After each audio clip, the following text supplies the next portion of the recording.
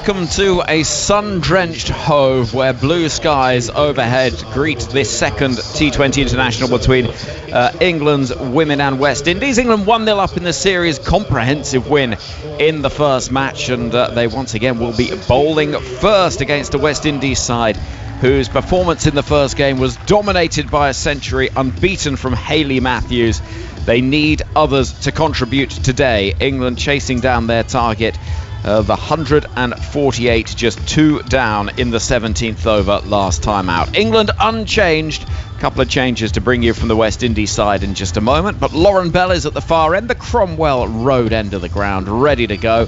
And ready to go alongside me is World Cup winner Alex Hartley. Good evening. What a beautiful evening for some cricket as well. Isn't it? Oh, it's a little bit warmer than the other night. It was chilly, wasn't it, in Canterbury? We were sort of outside. The window was wide open. Yeah, maybe it's just warmer because we are inside. We've shut the door. You've also wrapped up in your big jacket tonight. Yes, obviously. Not and it is second of the summer. Yeah. It is a lovely evening, though, and Hove is one of the great places to watch, isn't it? And it'll be Lauren Bell running down the hill from the far end to kick things off.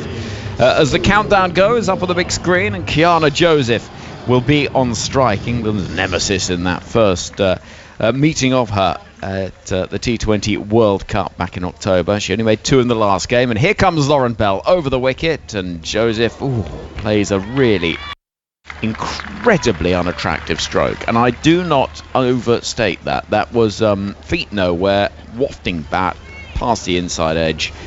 That was not elegant. Nipped back a little bit potentially, but it was awful, absolutely awful. Stayed low as well, a little bit low, but a little bit. Yeah, I think you described that shot perfectly there, actually. I don't want to overstate things too early in the evening. Barnard in, and that one is clipped to mid-wicket for no run. And so 52 without loss, so tantalisingly close now to making this an exceptionally good day at Worcestershire. They can get to the close without losing anything. Having got 50 runs on the board, so the deficit now is only 170 odd, isn't it? So in comes Barnard to bowl, and that's gone past the outside edge of Libby. It's got the fielders doing a bit of clapping and shouting, but he survives it. And it's 52 without loss. All out for 227, having been 161 for 2 at one stage. I'm saying to Kevin, even at 182 for 5 at tea, they looked okay. Crouching forward. Boundary. Wicket. The West Indies are 4 for 1. Yeah, another weak shot there from Joseph, to be completely honest with you.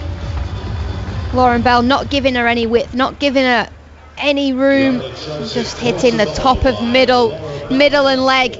There's that delivery, and she just pokes it back towards the bowler, I don't reckon she will ever drop that. I agree with you. And so, the changes I mentioned for West Indies, well, experience has come in to replace some of the youth of the first match.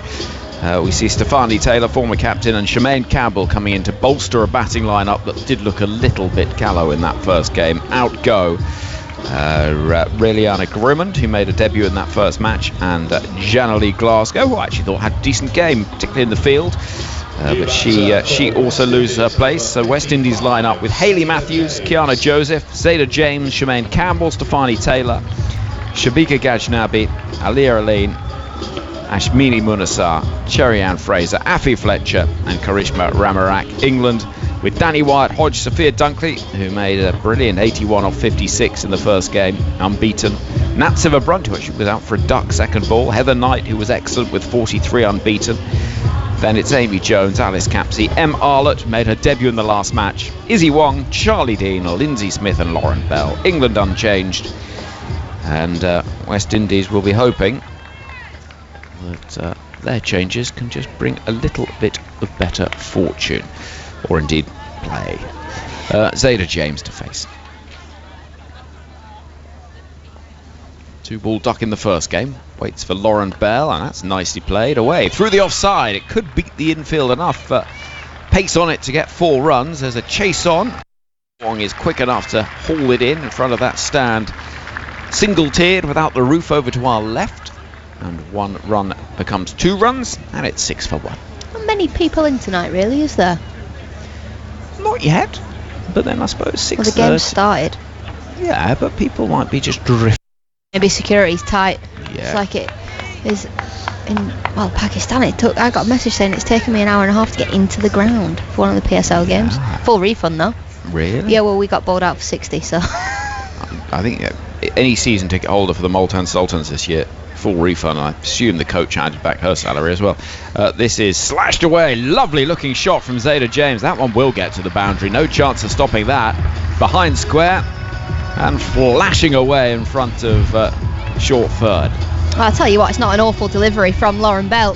It's just outside the stump, but James, she cuts the ball, but she actually ends up guiding it past backward point. It's one of those where it wasn't that short, wasn't that wide, but an excellent shot. Yeah, flashes away. And that is a really good shot. What did Multan Sultans finish on? How many games? 1 win in 10. We played games. We did play 10 games. We turned up to 1. Here comes Lauren Bell again. And James is deep in the crease and almost steps on her stump, so deep is she, but she manages to defend into the offside. End of the over, 10 for 1 the score. A reminder today at the test, with all the action from the Zimbabwe innings, and I say that in the plural sense.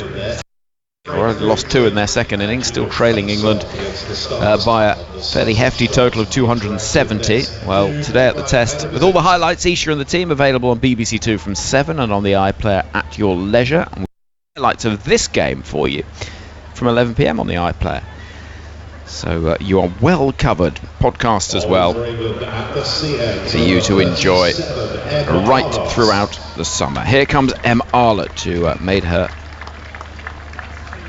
wicket-taking debut in the last match. Plays for the second time today.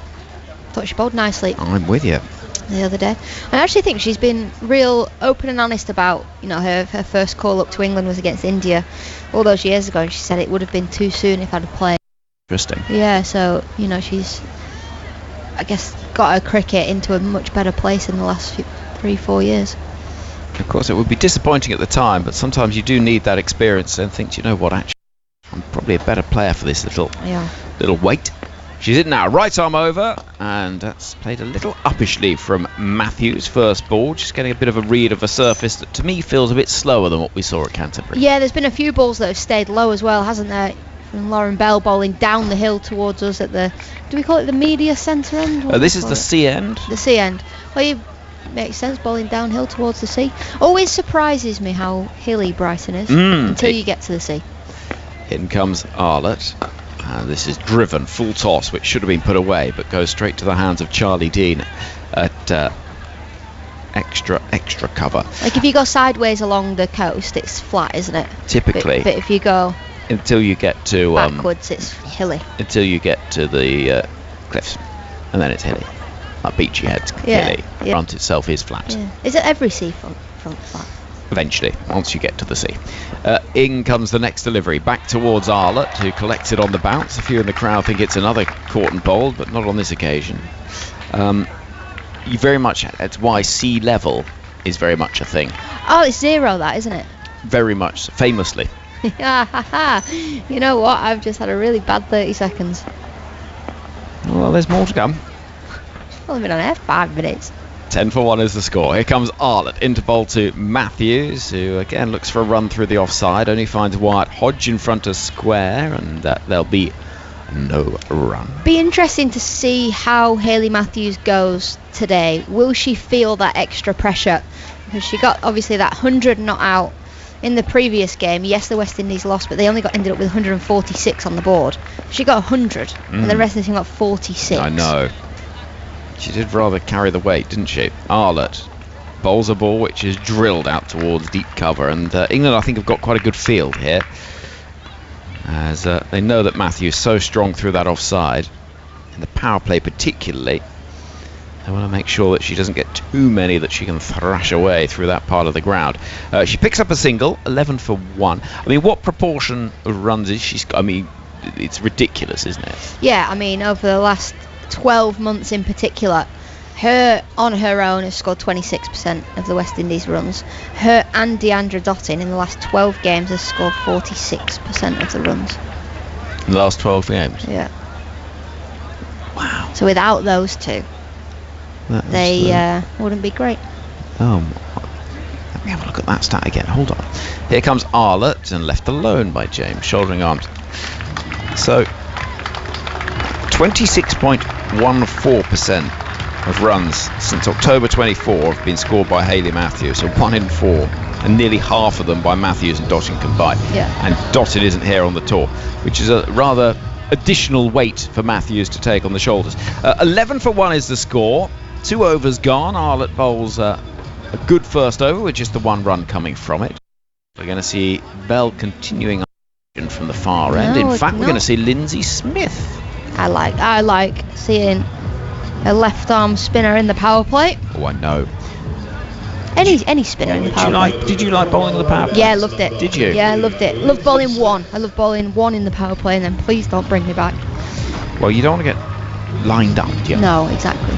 I think this could be quite an interesting battle. England have got the field packed inside the circle on the offside for Matthews to wait for the left arm spin of Lindsay Smith in the sunglasses, and a single will be accrued down the ground, thumped off the back foot by Matthews.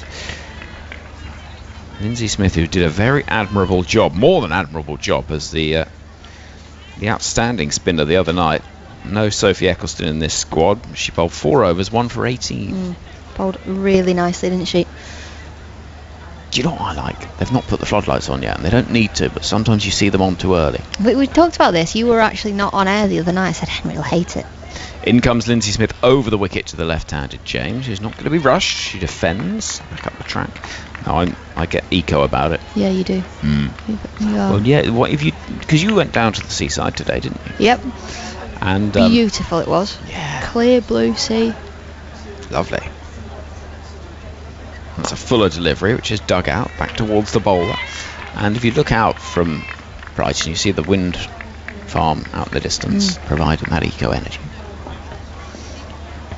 In comes Smith again.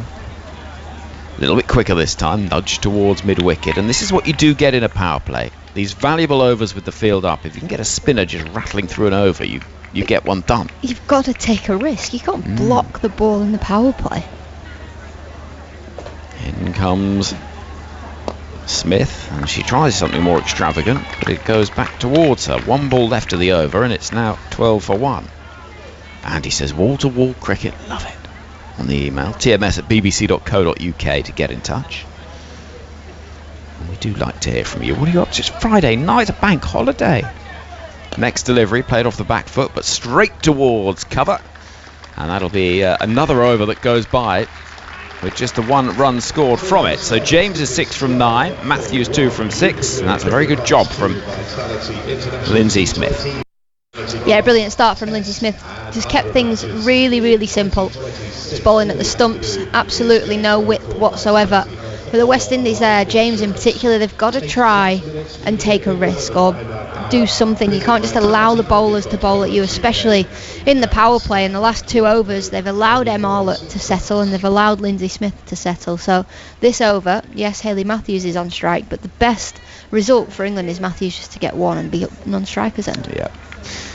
Andy on his email, loving the changes of the women's squad. New domestic system seems to be great for the game. I'm sure Alex would have played with a fair few decent players lost because of the lack of opportunities of yesterday. I'm sure you were, yeah. Here comes Em Arlott. 37 on her back, runs in, and this is played at aggressively, but it's too wide, says the umpire.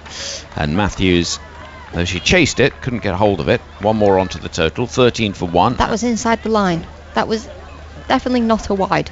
Rose Dovey's the umpire responsive. Andy, who says, I've got a dilemma for tea. Curry or kebab, both homemade. In comes Arlott. And that's a good shot. Lofted over cover. Rather there to be hit. It was wide and tempting, and Matthews in this sort of form was not going to turn down the invitation. Lovely shot, just clearing that infield and punishing the ball away over the offside for a boundary. She's just world class. She's absolutely world class. You miss by any margin, she's going to capitalise on that. It was a length ball, back of a length, and she just lofted it over extra cover. As you say, Henry, it was outside the off stump. There's a slip in place, and Arlott is into Matthews. Bowled! Well, that's a big moment in the game. Leg stump out of the ground. Em Arlott celebrates, England celebrate, and Hayley Matthews departs. And the worry for a West Indies side that relies so much on the runs of one player is how will the others respond. They've got more experience in the side today, but Matthews 6 from 8 feels a huge moment. Yeah, massive moment in this game, and well bowled from Em Arlott. This time much fuller, much straighter. It hits 3/4 up leg stump. Hayley Matthews looking to heave the ball into the leg side, loses her shape ever so slightly, goes for that. It was almost a slog sweep in the end. A brilliant comeback from Em Arlott, and I don't want to say it, but that's the game. Feels it, doesn't it? I mean, Stefani Taylor and Shemaine Campbell coming into the side provides experience. Taylor in particular, I remember her scoring some runs here for the Western Storm in the KSL final a few years ago. Do you think these two out there in the middle now are the shortest pair to have ever batted for an international team?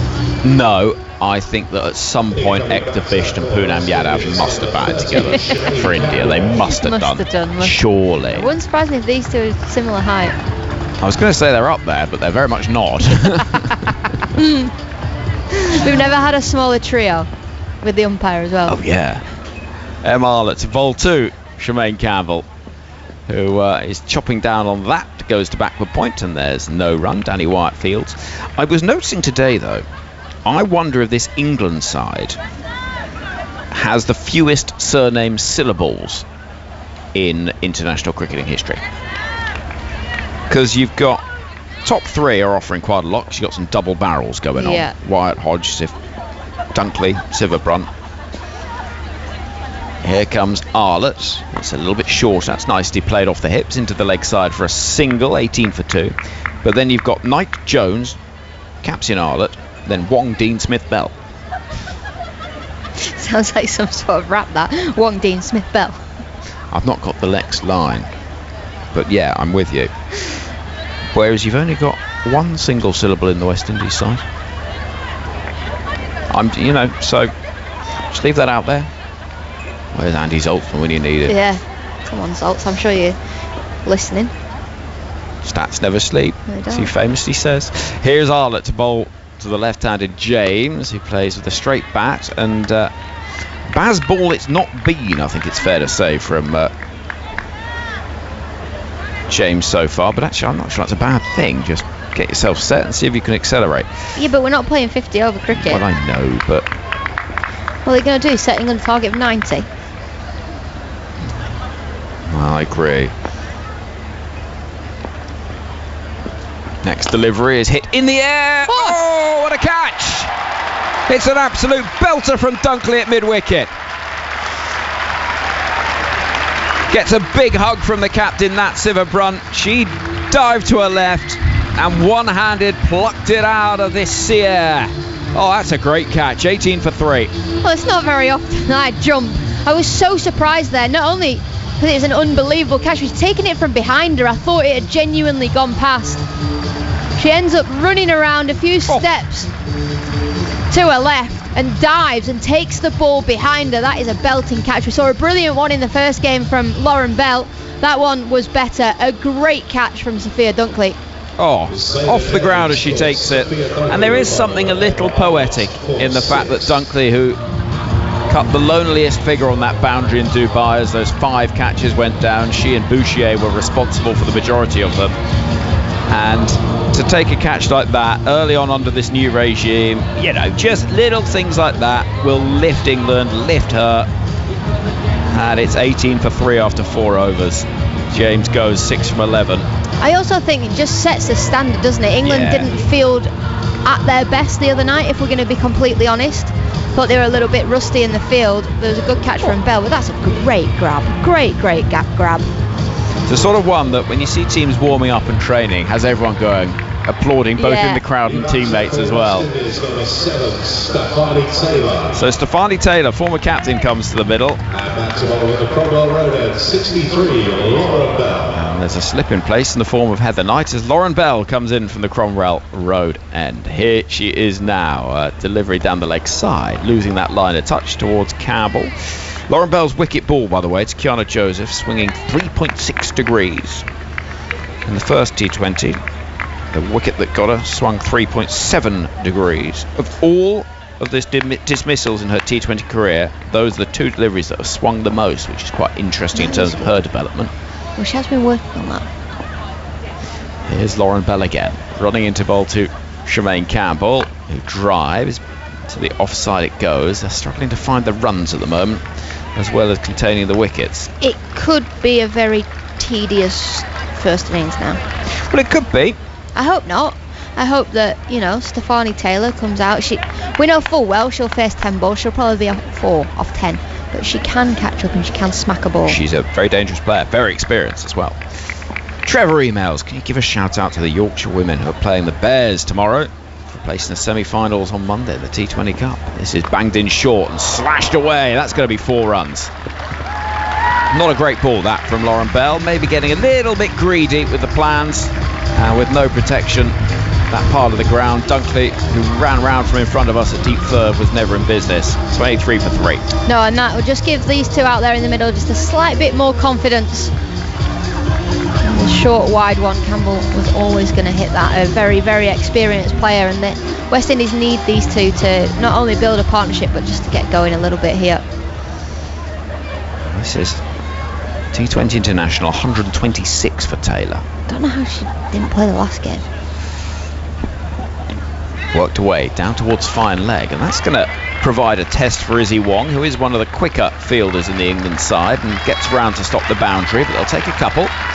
Good work from Wong, who rather pleasingly, as she throws it, does a sort of high kick, which I quite like. Because you would think if she didn't play the last game because she wasn't fit. Taylor? Yeah, it's only been a minute. It might have been, one of those, either an impact injury, a bruise or a cramp recovery or something like that. I'd like teams to be a little bit more honest about, injuries and things. They're so coy, aren't they? And you'd be like, oh, so what's going on with so-and-so? And they're going, no, can't tell you. Why? Nice delivery from Bell, which is defended into the onside off middle stump by Campbell, who's 7 from 5. I know what you mean. It's not like I personally, I actually don't care. I hope the person's all right, obviously, if they're injured, but it's for the benefit of everyone else listening. That's why I want to know the gossip. But you asked me today, didn't you? You said, any team changes, Alan? I think I'm last on the pile of knowing team changes these days, Henry. Well, I know. It's a fair point, that, actually.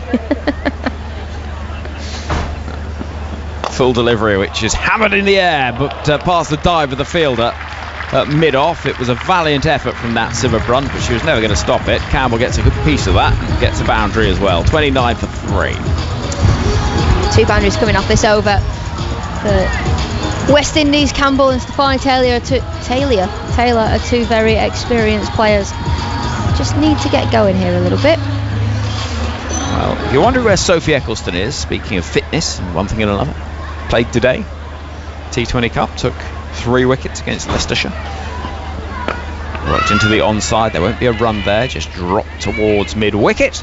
And the over comes to an end. England rampant. And you can watch some of the best of the action live, not live, in-play highlights, forgive me, on the live text commentary on the BBC Sport website and app. I'm going to guess Eccleston's figures, and then you're going to tell me before you get out of the way. All right, yeah. You said she got 3 for. Yeah, T20. T20, they bowled them out for about 70. I reckon 3 for 12.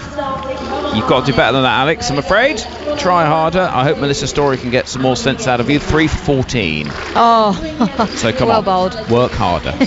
Right, Alex Hartley to be joined by Melissa in a moment.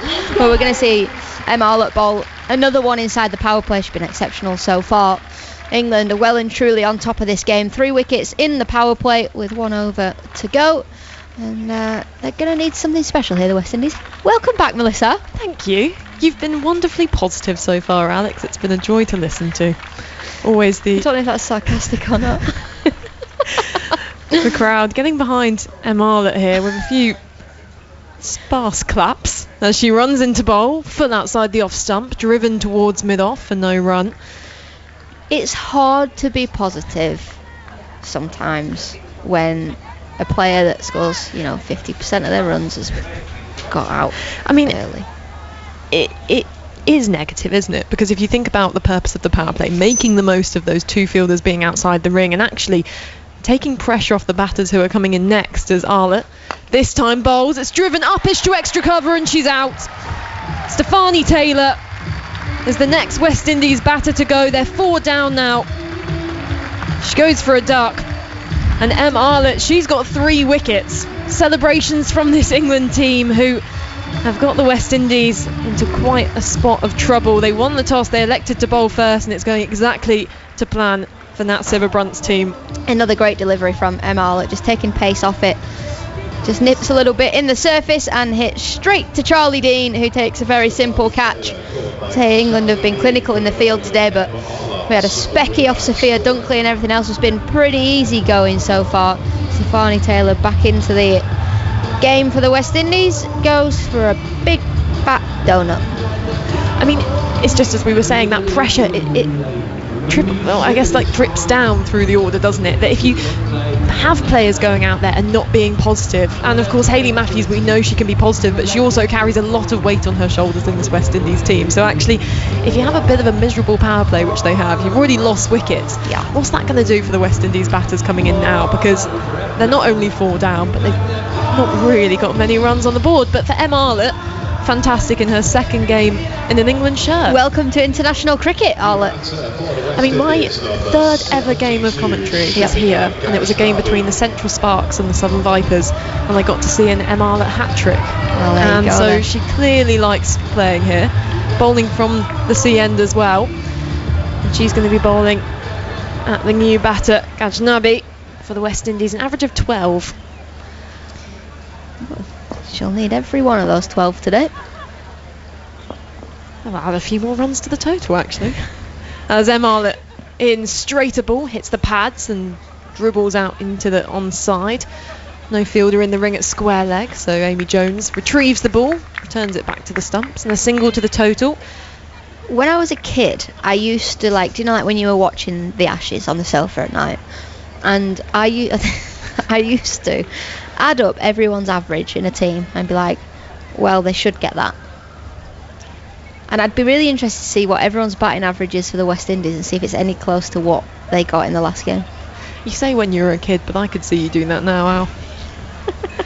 Well, yeah, I'm going to do it. I am. I love stats and I love the game. Maybe when you've got a bit of a break after this first commentary stint, we'll send you to the back. You can do a bit of maths. I will. And then tell us what the West Indies should be getting in this first innings. As Arlott, this time outside the off stump, through to Jones. There's a nice length delivery, a slight bit of inwards movement, and another dot ball, 30 for 4. There's a change of field as well for that previous delivery. That fielder at mid-wicket just coming in a little bit closer. It's Heather Knight there. And England in this good position now as well, can just afford to be very attacking with their field. Arlott past the umpire. Fuller ball this time, clipped off the pads, but straight to Knight at mid-wicket.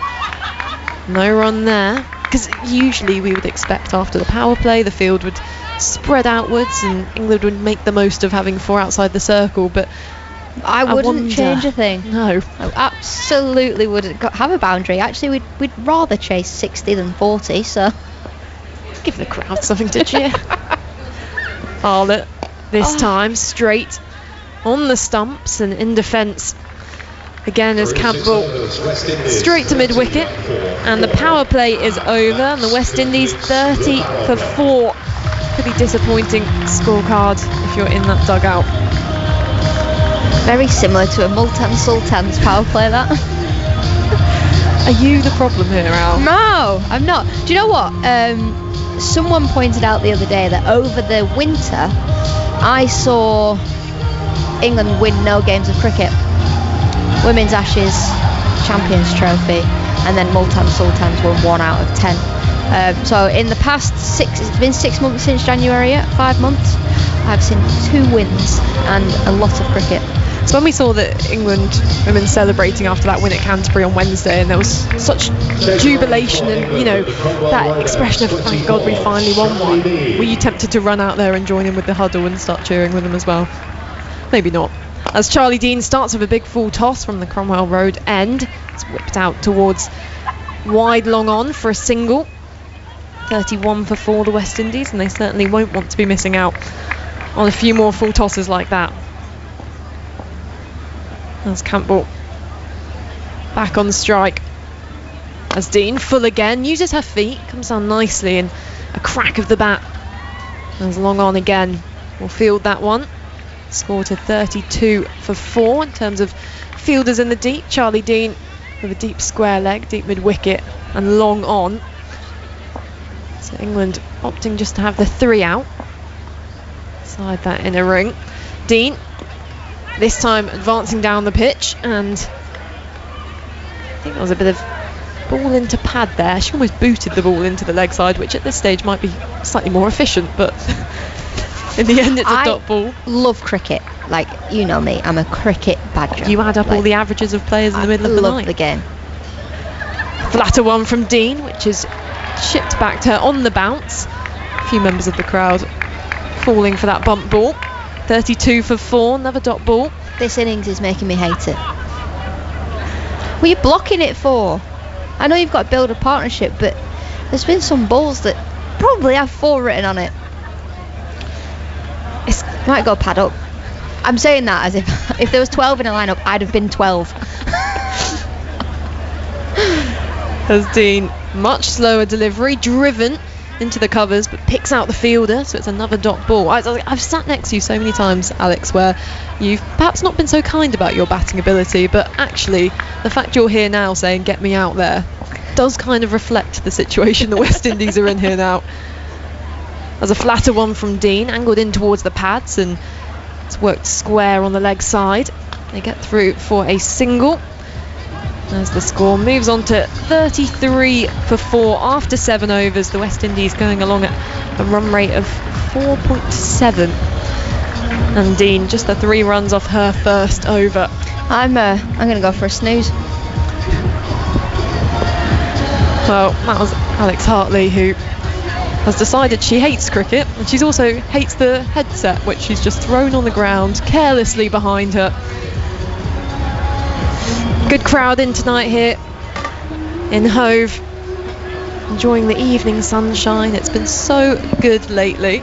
You know what else is so good? Ebony Rainford Brent sitting next to me. Hello, Melissa. First time for 2025 season to work alongside you. Looking forward to it. Exactly. I mean, you wished me, what was it? Did you say happy 2025? Yeah. I really appreciated that. Yeah, it's the first time you see someone in a year. I feel like you should. Obviously, it's not Happy New Year, but it's happy 2025. Interesting here. I think they're still kicking on with M. Arlott, which is a good sign that Nat Siva-Brunt is enjoying using her seam bowler. She's bowled brilliantly, hasn't she? She's right in that slot where she gets that ball just to angle back in and keeps kind of probing away. It's going to be her 4th over. Figures of 3 for 7. I guess as well, just showing the adaptability of this England side, all the options they've got, where someone like Em Arlott, who was bowling in the later stages of the game on Wednesday, actually now is able to bowl all her overs up front.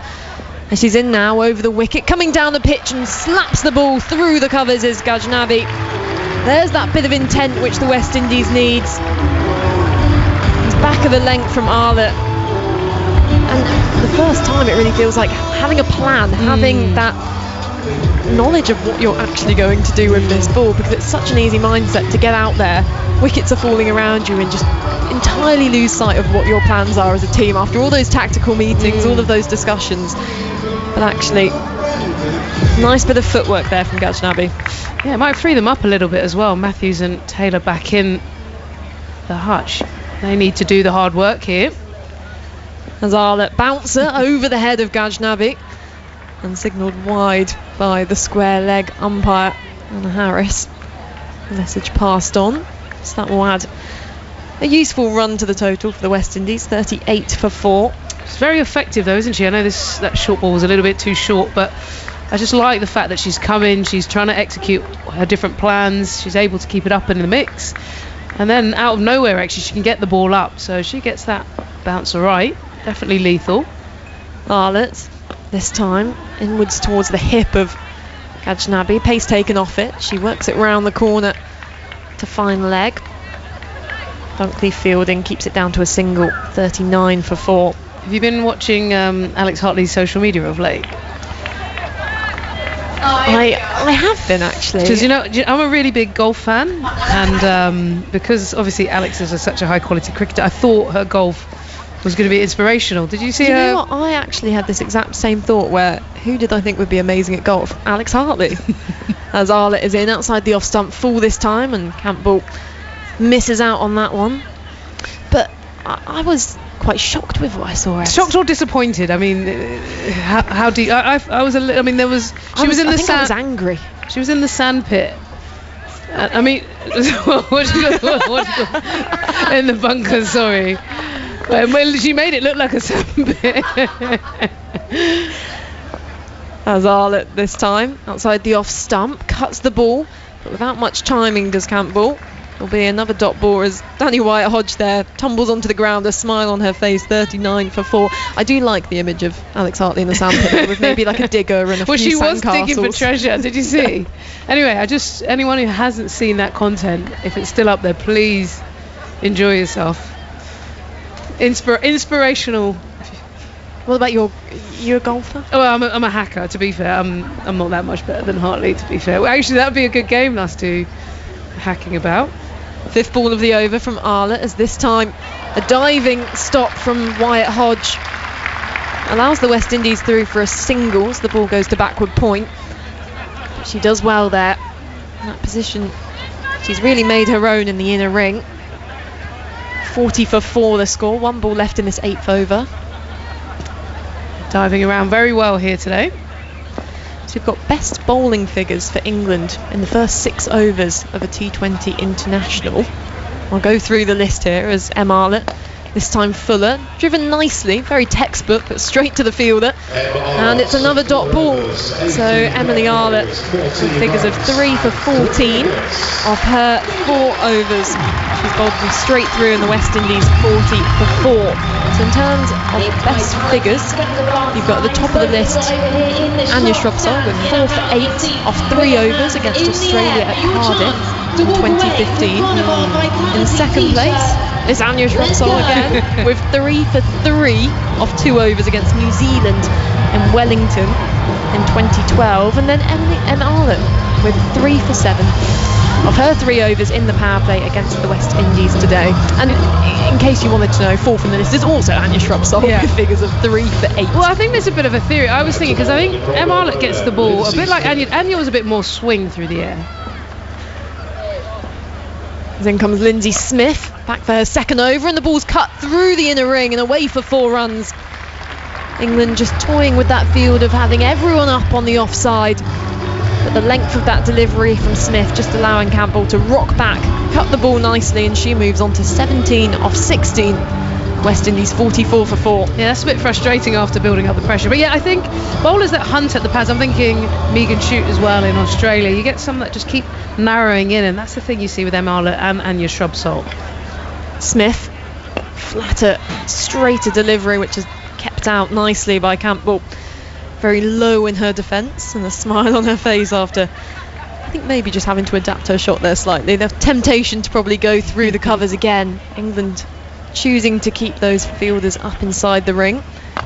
Low full toss from Smith, or at least Campbell using her feet makes it into one, works it down towards Arlett at long on, single to the total, 45 for 4. So as you were saying, Shrubsole with almost that. She's always coming at you, so in the power play, you want to free your arms, you want width. When the ball's kind of following you in. There's Smith. This one back of a length, cut into the offside, a throw into the keeper's end, and Amy Jones takes the bails off, I think, based from the body language of the West Indies players and the England players, in fact, that she might have just made her ground. But there's one thing I know about myself, is I'm usually really, really bad at judging this, particularly when you're quite far away from the wicket. Yeah, who would be an umpire? Yeah, the gut feel is it's not out. It's a great bit of work, actually. I think one thing that's good to see is how sharp England have been in the ring today, actually. Let's have a look. Capsey gave it the full beans with the throw. Oh, here we go. So she has made her ground in the end. It was a good throw, and you could see the power she put behind it, that low slingy arm from Capsey inside the ring, and the desperation of needing these singles for the West Indies now, because they have dotted a lot of balls back and prodded and poked around and caused Alex Hartley to almost have a breakdown, but now they're seeing that desperation to capitalise on whatever runs they can. The umpire just taking a bit of extra time here to confirm this one. I think it looks quite clear from it's Sue Redfern. Sue Redfern is a stickler for the rules. She will be going by the book and double checking. Well, we're just waiting for confirmation that that's not out on the big screen. All the England players already back in their position as Smith comes in to Campbell. She works the ball into the onside. Lindsay Smith, a sprawling dive off her own bowling, again looks for the run out. Instead just shoots the ball between Amy Jones's legs and slightly nutmegs her there. 47 for 4, apologies. 1 ball left in this 9th over. I mean, it was something I noticed, particularly I think during the Commonwealth Games, where you had the likes of Megan Shute and then Renuka Singh Thakur for India, who again are just keeping the stumps in the game, and actually the vulnerability across so many top orders, particularly with England in that competition, where those top 3 wickets would so often fall to that in-swinging delivery, and when batters don't quite have their feet moving early on as well. Of course, it's useful to have an away swing bowler as well, and of course the brilliance of Catherine Sivabrunt and Anya Shrubsole was that they complemented each other so well, but certainly it keeps that threat in the game early on. So we've got a bit of a pause here as the 2 umpires have wandered slightly off, or in fact I think Anna Harris here has wandered off to go get a new ball, it looks like. Oh, interesting. I might be wrong here, although I think they had they've exchanged on something. Is it a new ball? Hey, to see. It looks like Anna Harris had a little sprint there as well. You don't often see the umpires get a sprint on. This could be the change of fortunes for the West Indies, this ball change. As in comes Smith for the final ball of this over, coming down the pitch. Is Gajnabi. Gets it down the ground for a single, and that's the end of the 9th over. 48 for 4. You can see the England players buzzing round it. This lovely evening here in Hove, a ground which has always hosted many a good fixture for the England women, and I think one of those venues where they'd always consider it one of their homes in the early stages, but of course playing across pretty big grounds we've got this summer, particularly when India come over later in July.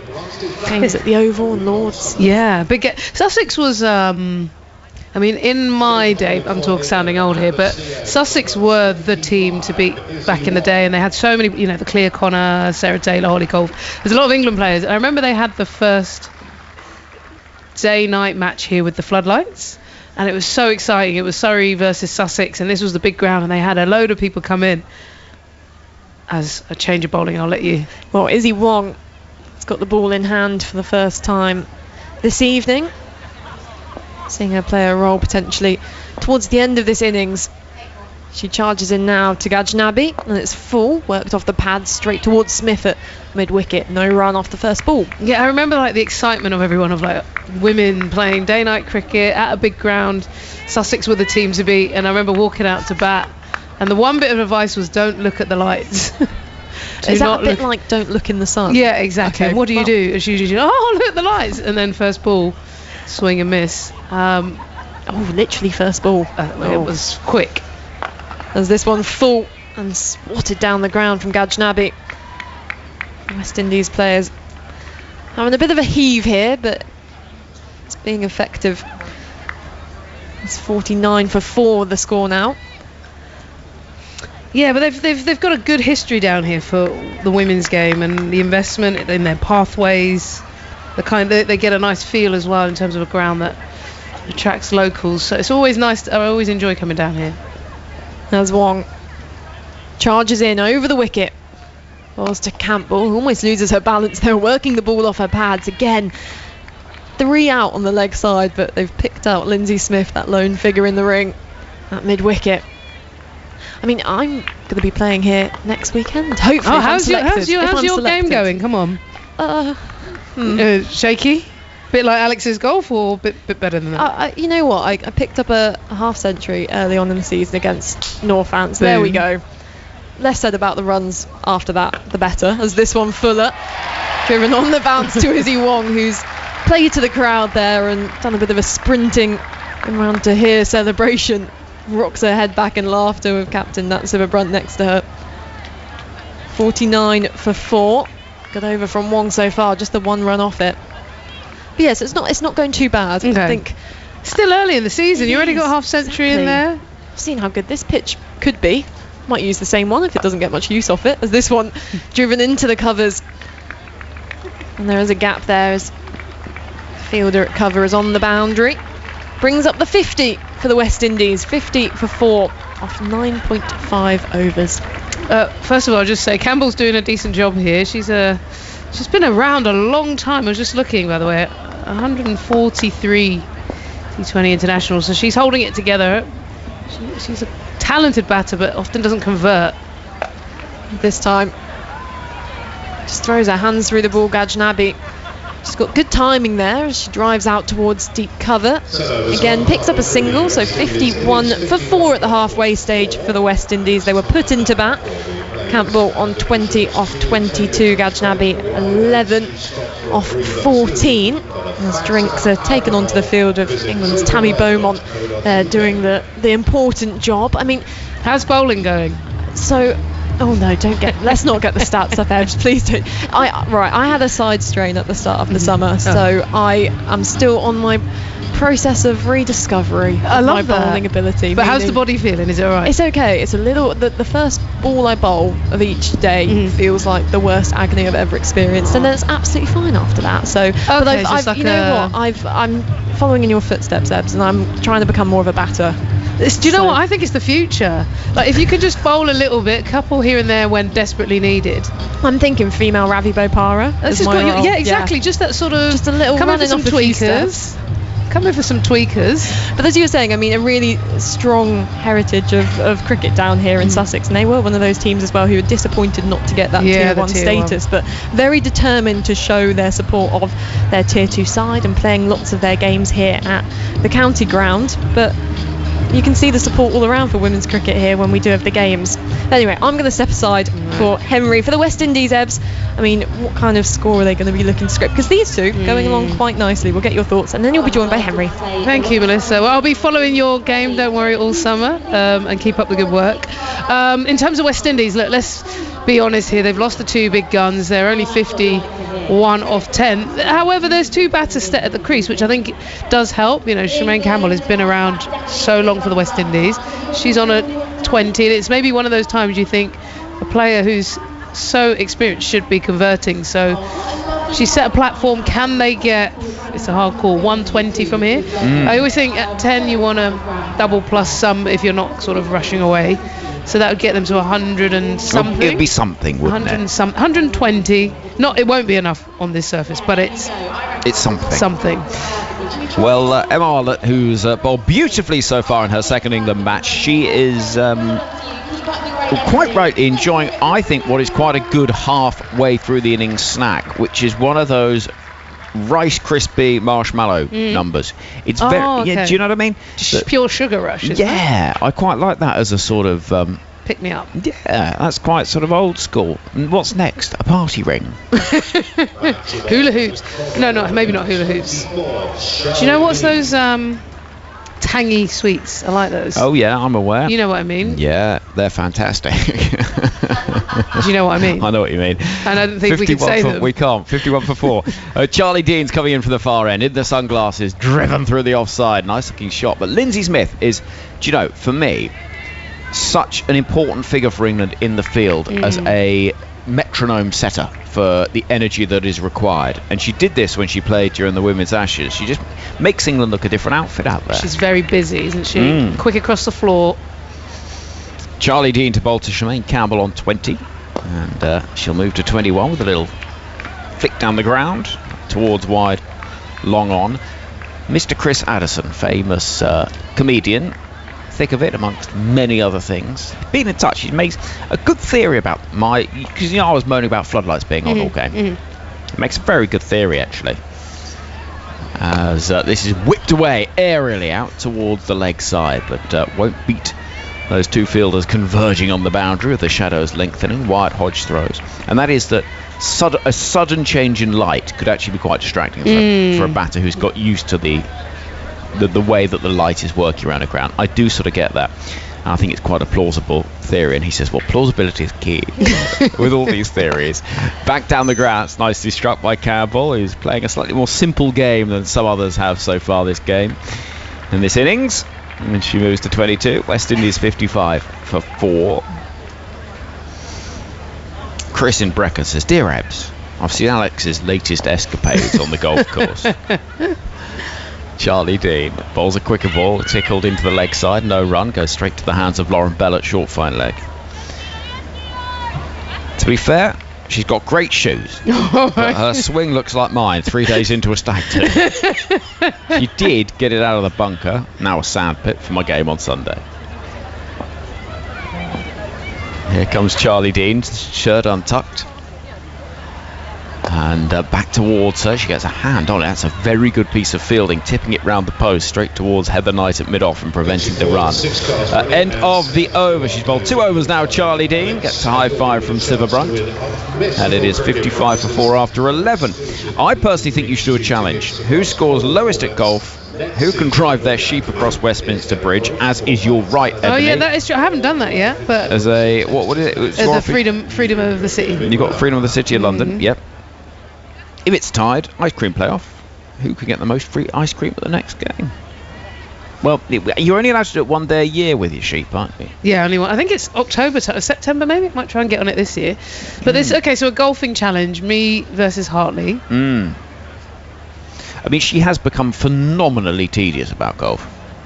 And having spent years fighting the good fight for less golf chat, she's suddenly become a golf bore.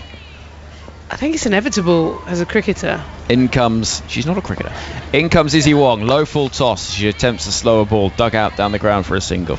Been there, done that. Yeah, but I think once you stop playing, you kind of crave for that sort of, like, cricket's a geeky game in the sense of you can always tinker with your seam position on the ball or the bat in the hand, and you can get really into the sort of geekery, and I think golf has that. Have you thought about chess? Never played it. Here is Wong, a full quick delivery whipped towards Lindsay Smith, and there won't be more than a run. In fact, there won't be even a run there. That's well fielded by Smith. 56 for 4. Not the most active either, Henry. You don't want to be out in the green with your mates. You're driving around in a buggy. Might as well sit in traffic. No, I walk the course. Do you? Well, depends. Do you have one of those motorised? I have got a trolley, but it's not motorised. Wong rushing in, that's nicely driven towards the offside. Very good stop though by Knight at mid-off, and there'll just be the one run. I'm glad you got a trolley, because actually carrying all of your clubs at once would be quite hard work, I should think. Over 18, yeah. Sometimes over little 9. Worth saying, Ghaznavi, by the way, she's got such good hand-eye and good strike ability, but her placement, if you compare her to, say, Hayley Matthews, I know that's a big ask, but she hits it well, but not in the gaps. There's another slower ball attempted by Wong, and it's dug out towards Siva Brunt, who has adopted a new look as captain, and that is the long sleeves. Do you think it's like kind of a connection? Do you think if you're a captain, you should go long sleeves? Well, Heather Knight didn't necessarily do that, but maybe it's because it's a bit chilly at this time of year, but I think it shows a bit of authority. And it also means, as captain, you can roll your sleeves up. True. In comes Izzy Wong. Bangs it in short. Oh, and Amy Jones has one hand in the air, suggesting there might be something on that, but there isn't. 72 miles an hour from Wong, who's looking, I actually think, really impressive. Remodelled action. She's had to fight hard to get back in this England side and overcome some difficult phases in her young career, but I think she's doing a really good job first couple of matches, and she brings energy and life to this England side too. Yeah, they just showed a freeze frame on screen of the two different parts of her action. Actually, it's quite similar. It just looks like her hip drive currently now is just coming through a little bit. But I actually like that. Sometimes you don't want a complete Oh, half an appeal for LBW. I think that's come off the inside edge though, and throw comes in, hits at the non-striker's end. They might now run through for an extra run. If I was Rose Dovey, I think you need to have a look at that, because I think there may have been a little bit of a lack of running the basket. No, maybe not. 12 overs gone, 58 for 4. It has been only 2 boundaries since the end of the power play, Ebbs. Yeah, and that's what I was just thinking about. Look, they've got, both Campbell and Gashanabi are striking the ball nicely. The issue is they're either striking it to the fielders or only picking up one. So, when you're at this sort of phase of the game where you need to find ways to tick that score, if you want 2s up and down with good placement, or you find the boundary, and so then they're just not really picking up any real momentum. So they're putting time in at the crease. They're not really chipping away at the runs or getting to where they need to. No. They've got to get 100. Here comes Lindsay Smith. Into bowl to Campbell, who might be key to that. Clip towards the leg side, no run. I wonder if she's thinking about just a little pick. You're going to have to, at some stage, sorry, I'm getting standing up here. She's up and about. But I was just thinking, a hard flat sweep, is it possible in between that gap? She looks for the offside instead. We'll find a run out towards Charlie Dean. And the offside throw comes in.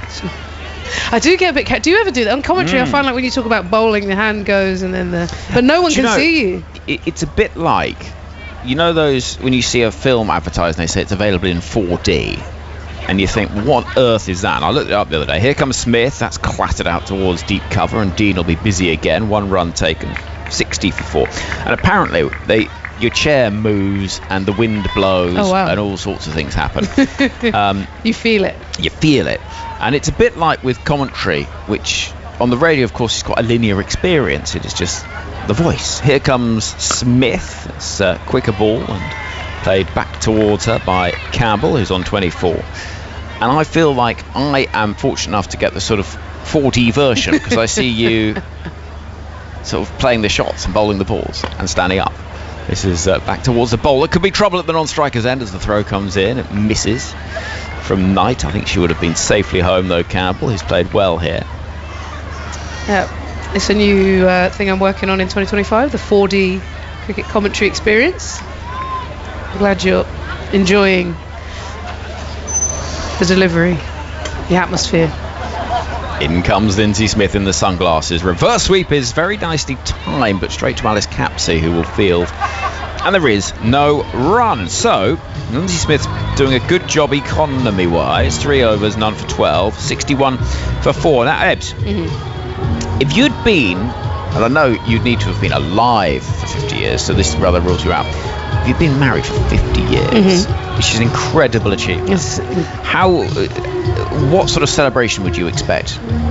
Sort of holiday? Yeah, big holiday, Maldives, somewhere like really tropical maybe, or Caribbean, or somewhere hot, or I don't know, but somewhere you think like a nice tropical holiday is well deserved.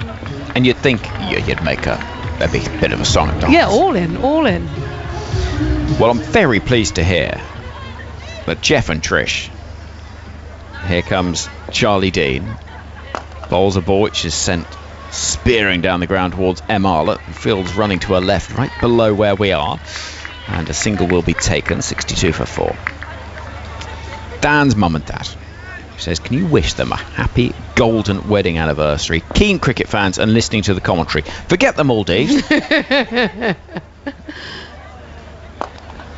Spanked the way towards mid-off, and again a quick single is taken. They are getting away with it at the moment a little bit, but they're having to try and find runs wherever they can.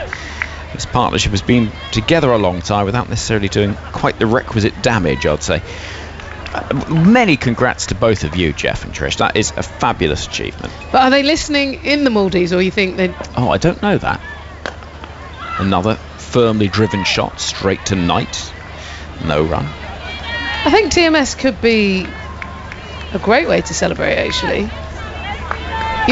Ultimately, if you've done 50 years, you are consistent. You're solid. You know what works. You know what works. You don't need to... Actually, you don't need all the possessions. It's all here.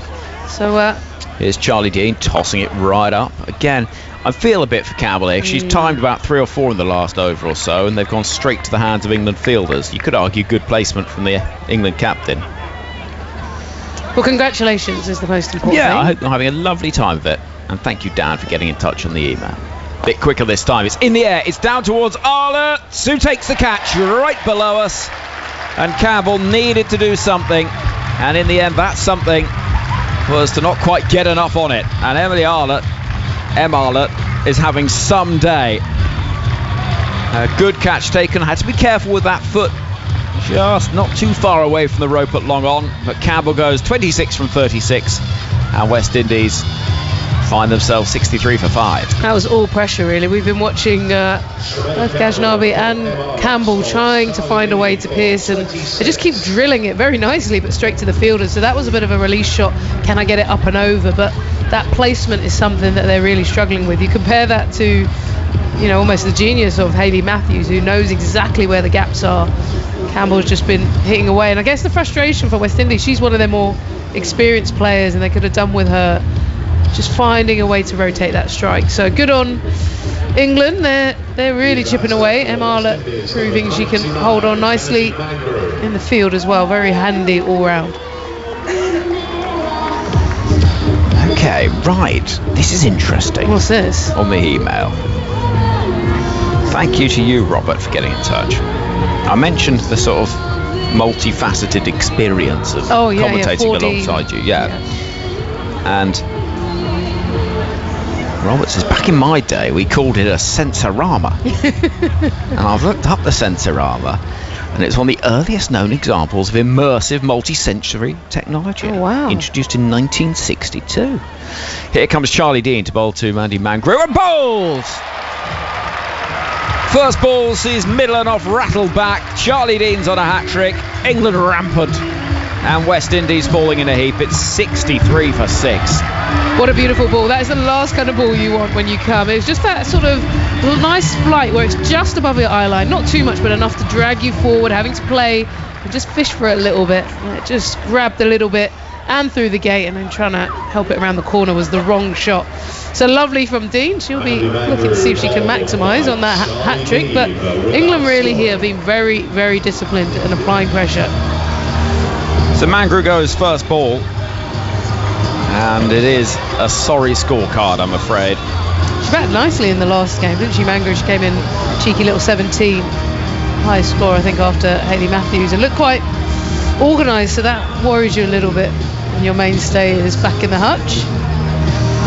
Yeah, she did bat nicely, and so Mangrew goes, and the gentleman in a yellow hoodie with the West Indies flag wrapped around his shoulders will not be feeling particularly chuffed with life. It was the last ball of Dean's over, so she'll be on a hat-trick first ball of her next over. Thank you to World Cup winner Ebony Rainford Brent, who'll be living and breathing every ball at the back of the box. Thank you, Ebbs. Another summarise who does that same sort of thing actually is Alex, except sometimes when she gets a bit stressed and tense, she finds herself in a position, hello Alex, of not wanting to watch. Yeah. I do get myself into some funny positions though.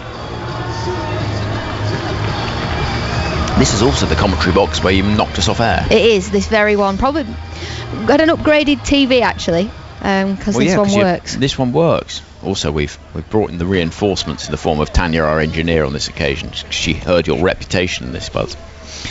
Here is Lauren Bell, who's got 1 for 21 so far, and that is a really honking delivery. It's a full toss, which is played back onto the stumps at the non-striker's end. It will be signalled as a no ball. It's a beamer, and it'll be a warning for Bell. Well, we've got some excitement because we've got a free hit. Free hit, signalled by Anna Harris. Gets to this stage of a get. Sit properly, Alex. You're just showing off now. Sit sensibly. I've got to get the best view. Gets to this stage of a game, I forget to do my notes, so I'm just going to catch up. Smack down the ground. The free hit is punished by Ghaznavi, and for the first time in almost 6 overs, it's a boundary for West Indies. That's a nice looking shot. Well, it would have been frustrating if that one hadn't been hit to the boundary, wouldn't it? There's been no excitement in this innings for the West Indies. Yes, I know they've lost consistent wickets and they've not been able to build partnerships. Campbell was the only one. Well, she's got 26, out of the total of 68 that they're on now. But you get a free hit, you've got to take advantage of it. Yeah. and that is nicely put away. I'm surprised England have got 4 out, to be completely honest. Not needed. Looking forward to seeing Charlie Dean on a hat-trick shortly. Have you ever had a hat-trick in any form of the game? Yeah, of course I have. Oh, not of course. Many people don't. Yeah. I had one of those ones that goes across 2 games. That does not count. That was too easy. Stop it. Too easy. In comes Lauren Bell. Whipped away into the leg side. That'll be 1 run for Ghaznavi. 69 for 6. Yeah, we travelled up to Northampton as not England, as Lancashire under 13s, and bowled them out for 13. I got 5 for 2, a wide and a no ball. Nice. We bowled them out in first innings, chased it down in 2 overs, so played them again, bowled them out for about 17. Well, I don't mind that, you know. Well, you got to make the trip worth it. Yeah. Lauren Bell again. From the far end of the ground, running in past the umpire, and feeling for that outside the off stump and finding the edge. Alira Lane goes first ball. It's another one. And up goes the finger from Anna Harris. And it is 69 for 7. Well, at this rate, might ask the West Indies to go in again and make a game of it. It's not been great from the West Indies. Like, yes, England have been clinical, England have bowled well, but there's been no oomph to the West Indies innings. I mean, that shot was just a prod outside the off stump, to be completely honest. I mean, Lauren Bell's going, no one else in the world's nicking that. No, you're either leaving it or you're smacking it for 4, because it was short and wide and not particularly threatening. But first ball, everyone's got a first ball. I know you have. I've got plenty. I had 4 ducks in a row in the Big Bash. Nearly had a gaggle of ducks. Yeah, what would be, I don't know what the collective noun of 4 ducks would be. Yeah, I don't know what the collective noun of ducks is, actually. But anyway, there we go. That is unquestionably a shot without particular intent. It's a waddling of ducks. How good's that? Well, I did waddle to the wicket and waddle back off, so... A waddling of ducks. There you go. Like the old New Zealand wicketkeeper, BJ Waddling. Nice. Very good. There you go. Oh dear. 69 for 7. It's rather a lot, isn't it? 7 down. At this point in the innings, you just think... When Matthews went, you called it, to be fair, Alex. You said that could be... Toast. Yeah. West Indies are cooked. Cherry-Ann Fraser, who averages 5.4 in the format, comes out to the middle with a shock of red hair out of the back of that maroon helmet, left-hander. I forgot to add everyone's averages up, didn't I, to see what they should get. Oh, yeah. I used to do that as a kid. Here's Lauren Bell round the wicket now. Change of approach. And, slashing at that. I thought that might be another edge. Amy Jones just plucks the ball from in front of her. What I'd rather now is the West Indies just have a little swing. Or get bowled out, doesn't really matter. I remember when we played the West Indies in 2017, we were at Bristol. And it was a painful innings, 50 over World Cup, but painful first innings from the West Indies. Or was it second innings? I don't know. For painful innings. Bell, full delivery, chased and missed by Cherry-Ann Fraser. There was no impetus, there was no aggression, there was nothing from the West Indies. And one of our players, I won't say who, went into the middle, got the ball from the wicket-keeper, looked at Stefani Taylor and said, "You're single-handedly ruining women's cricket, get on with it." Apropos nothing at all, I saw Catherine Sciver-Brunt earlier. It wasn't her. Was it not? No, it wasn't her. It wasn't her. Oh, it felt Always very the unexpected. Always the unexpected. Here is Lauren Bell, and bat on it this time. It goes bouncing towards mid-wicket, but the end of the over, was that a wicket maiden? No, there was a no ball and a 4 in there, so ignore me. And in fact a single, so what on earth am I talking about? Right, I'm getting out the way because I've clearly started talking nonsense, and I'm going to be replaced by Melissa Story. Alex, some more from you with West Indies 69 for 7 after 15 overs. Well, you can take nothing away from how England have played. Yes, the West Indies have been poor, but England have put the ball in good areas. They've put the West Indies under pressure, and like we said before the first game at Canterbury, so much relies on Hayley Matthews, and when she goes for 6, they're always going to be in trouble. Charlie Dean on a hat-trick then. Bowling to Gajnabi, who goes back and it almost gets through. She leaves the stumps exposed, jams her bat down on the ball. And it goes towards short third for no run.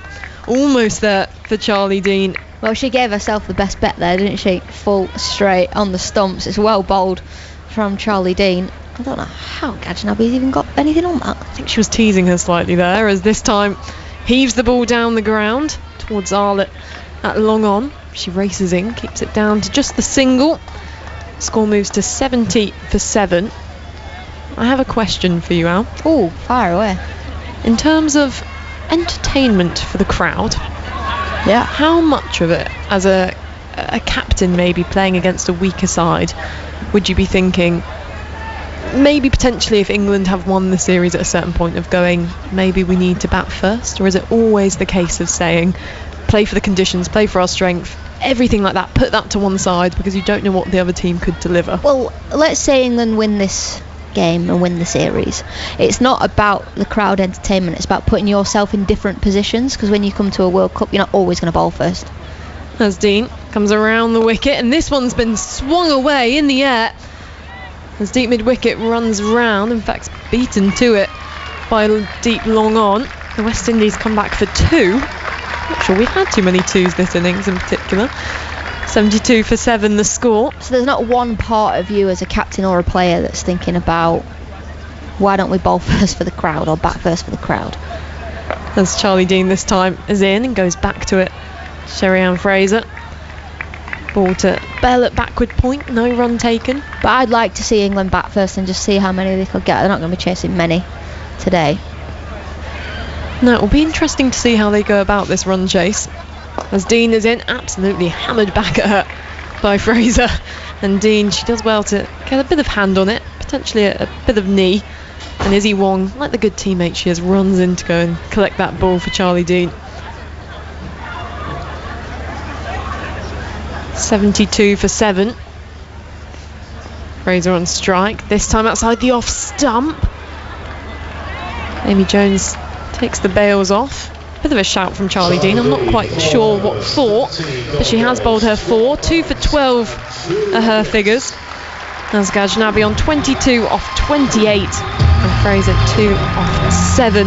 West Indies, they've got 4 overs left. I don't know about you, Alex, but I would like to see a few swings from the hip here, just like you playing golf. Yeah, me too. You get to this point in the game, don't you? You're like, I need to go at least 14 and over. And if they go at 4 and over, it'd be quite entertaining, to be completely honest. Well, it's the second game of the international summer and Hartley's back. He's grumpy. Okay, I'm going to be positive for the next 4 overs. okay, shall I put a timer on and see how long that lasts for?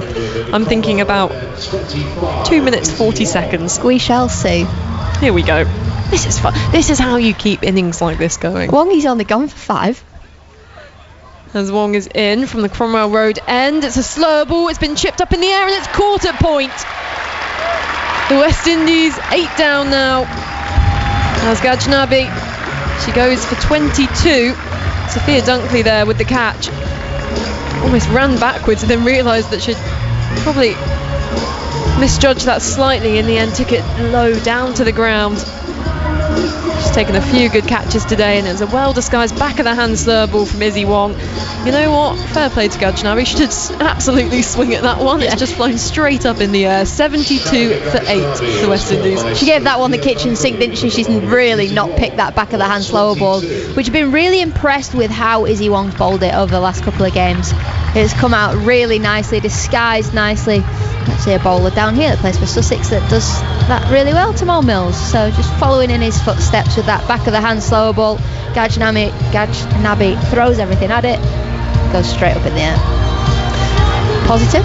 That was so positive. Thank you. I could see you with one eye on the timer in front of you, and I could see it slightly hurt you as well. And before, when I said Izzy Wong's only gone for 5, that was a positive from an England point of view. Have you ever considered becoming like a life mentor for someone?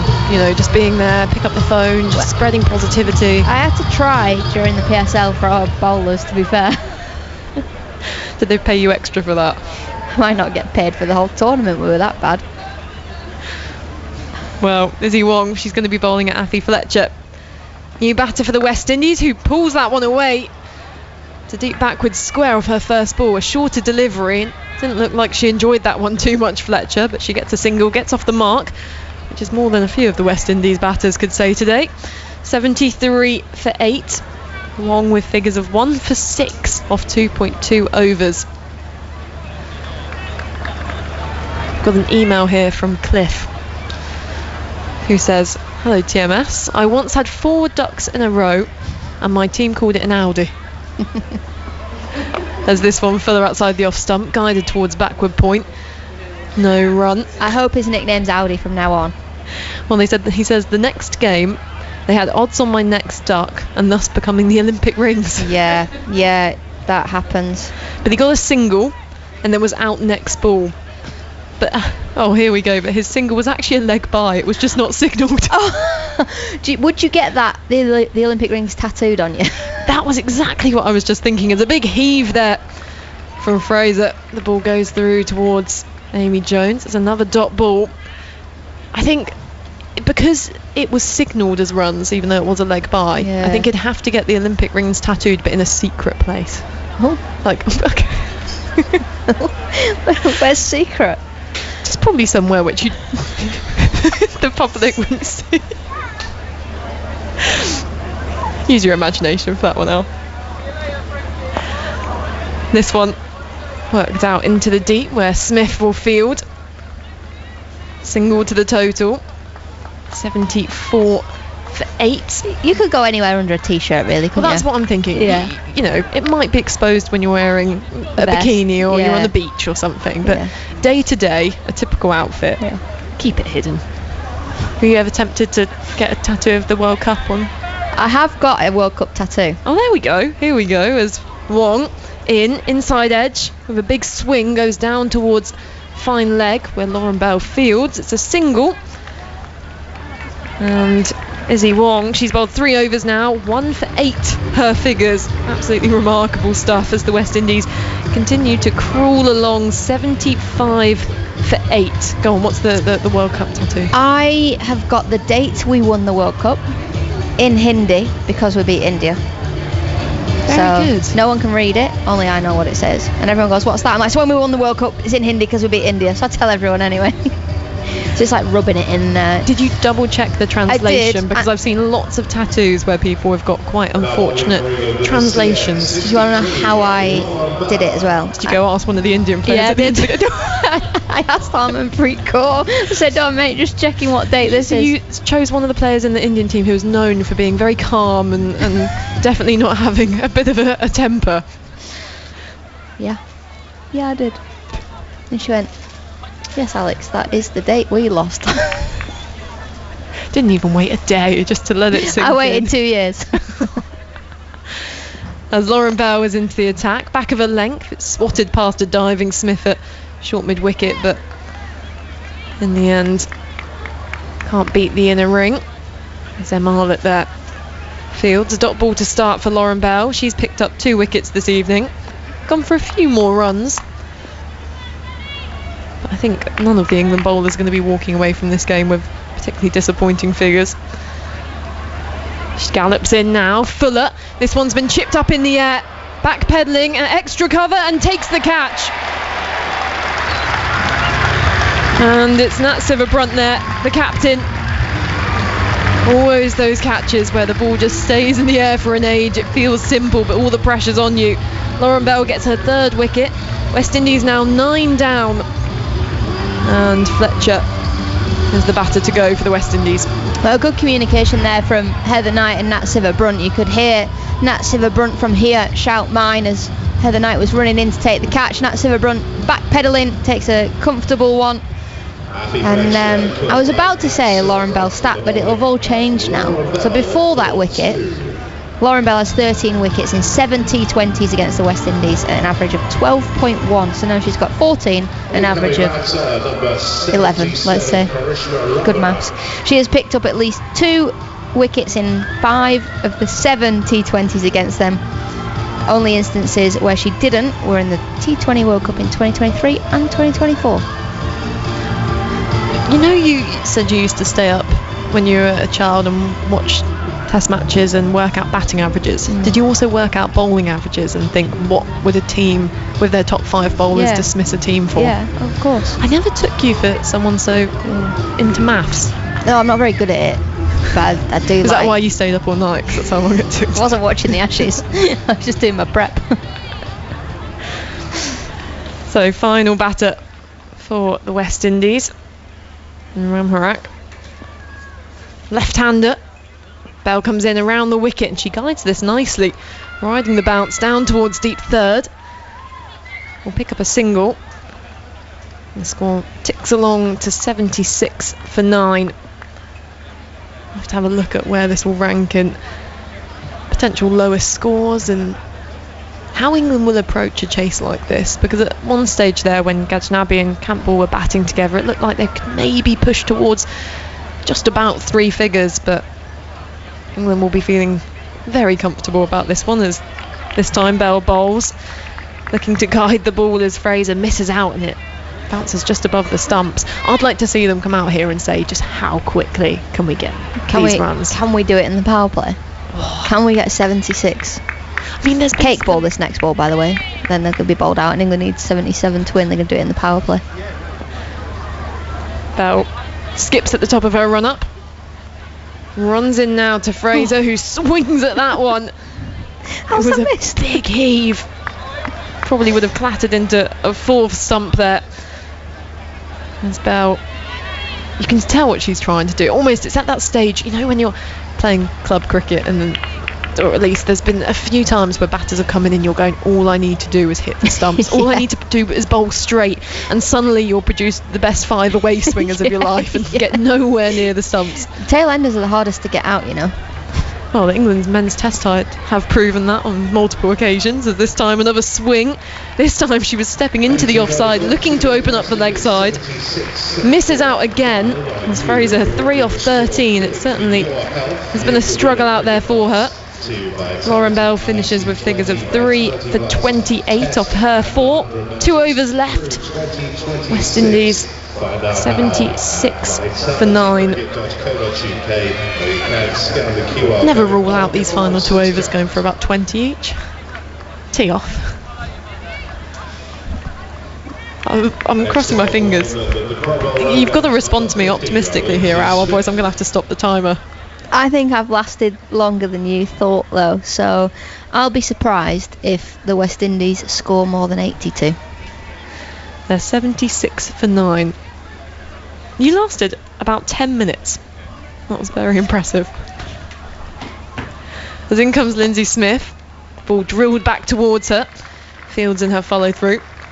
And there's no run. It was actually quite an exciting passage of play, to be fair, so it was easy to be positive. As in she comes, Lindsay Smith. The ball swung away out towards deep mid-wicket. Long boundary out there, but Charlie Dean comes in, returns the ball. Single to the total, 77 for 9. They've clearly heard that you said they won't get over 82 and might want to take that one on, as this time Fraser swats the ball again with not much timing. Finds mid-wicket. It's another dot ball. In comes Lindsay Smith. Flatter one. This one in the air, but will fall short of deep mid-wicket. Slight fumble there from Charlie Dean. Another single. They do blow my mind, the West Indies. It's the same with the men and the women, because they'll play like this, and it wouldn't surprise me in the next game if they got 200. As Lindsay Smith. This time outside the off stump, it's been drilled down the ground in the air, but on the bounce towards long off. Again, single to the total, 79 for 9. I mean, it's difficult as well because T20 is such an unpredictable format, and it feels like with this team, as Smith is in Yorker, as Fraser looked to come down the pitch, in the end jams her back down, it balloons into the offside, but for no run. 1 over left, 79 for 9. It does feel like they either kind of capitulate or do incredibly and below everyone's mind. Well, you think of that World Cup qualification where they actually won too quickly, you know, which is mental, isn't it? They needed to hit a 4, then a 6. They hit a 6, and then that was it. They couldn't qualify. They won the game almost too quickly. And you can see Hayley Matthews in the dugout now, not looking very happy at all. But you know who does look happy? The fan who just got a signature from Stefani Taylor. I signed his book earlier as well. Did you? There you go. Yeah. You must have got me mixed up with someone else. Here we go, final over then, and Izzy Wong to bowl it. Figures of 1 for 8 so far. She starts with a slower ball, which is a dipping full toss on Ramharak, and all she can do is guide the ball towards short third. I actually think she got away with that. At first I thought that was going to be a massive no-ball. She's smiling, walking back to the top of her mark is Izzy Wong. It was that back of the hand slower ball. Doesn't quite come out. Well, we've got the side-on view here. I do think maybe that was bordering waist height, but the umpire decides not, so it's a dot ball. This one full, driven towards mid-off, but won't take the run.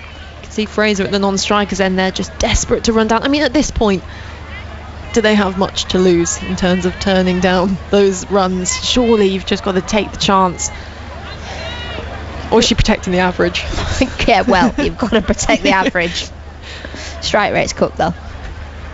As in comes Wong around the wicket. This time charges down, does Ramharak, and misses out.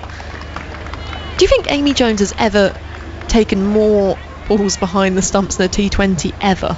That is a great question. Because you know there's that stat, isn't it, on average that a keeper will only take 6 or 7 balls in a T20 game. Oh, that's the sort of stat that gets me going. How do we find the answer out to that? It must be Hypercourse. If Hypercourse can, then please help us. Send out the bat signal.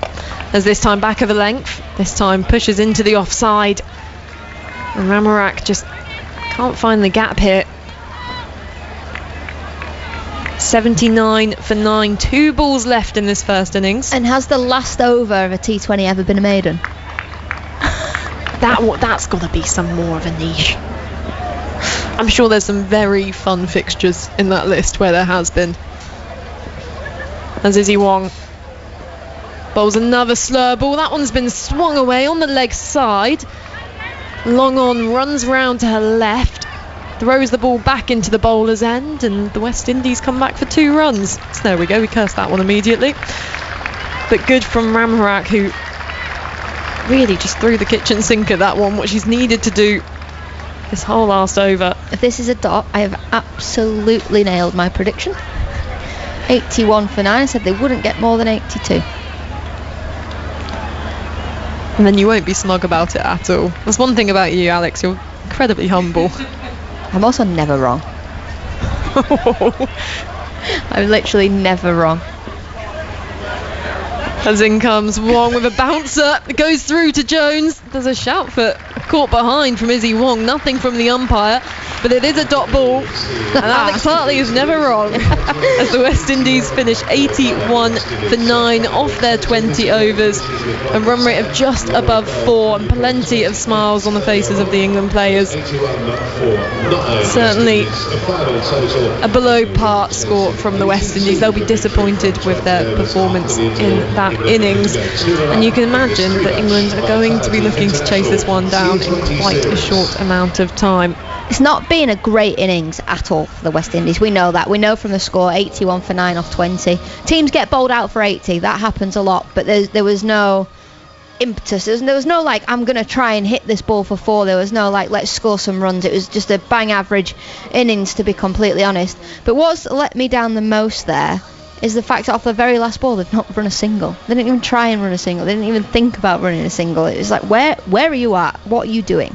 So we'll run you through the scorecard now. Kiana Joseph, she was the first wicket to fall for the West Indies. She smacked her for the ball before and then just chipped one back to Lauren Bell in the first over of the game. Hayley Matthews, who scored that brilliant 100 in the first T20 in Canterbury, she was dismissed by Emily Arlott. An in-swinging delivery, bowling her for 6 off 8 balls. That felt like a big moment, followed by the wicket of Zayda James, who went for 6 off 11. That one a fantastic catch from Sophia Dunkley off the bowling of Emily Arlott, followed by the wicket of Stefani Taylor, just chipping one up off the bowling of Emily Arlett into extra cover, taken by Charlie Dean. At this stage, the West Indies in a lot of trouble. A bit of a partnership grew there between Campbell and Gajnabi with 26 and 22 respectively.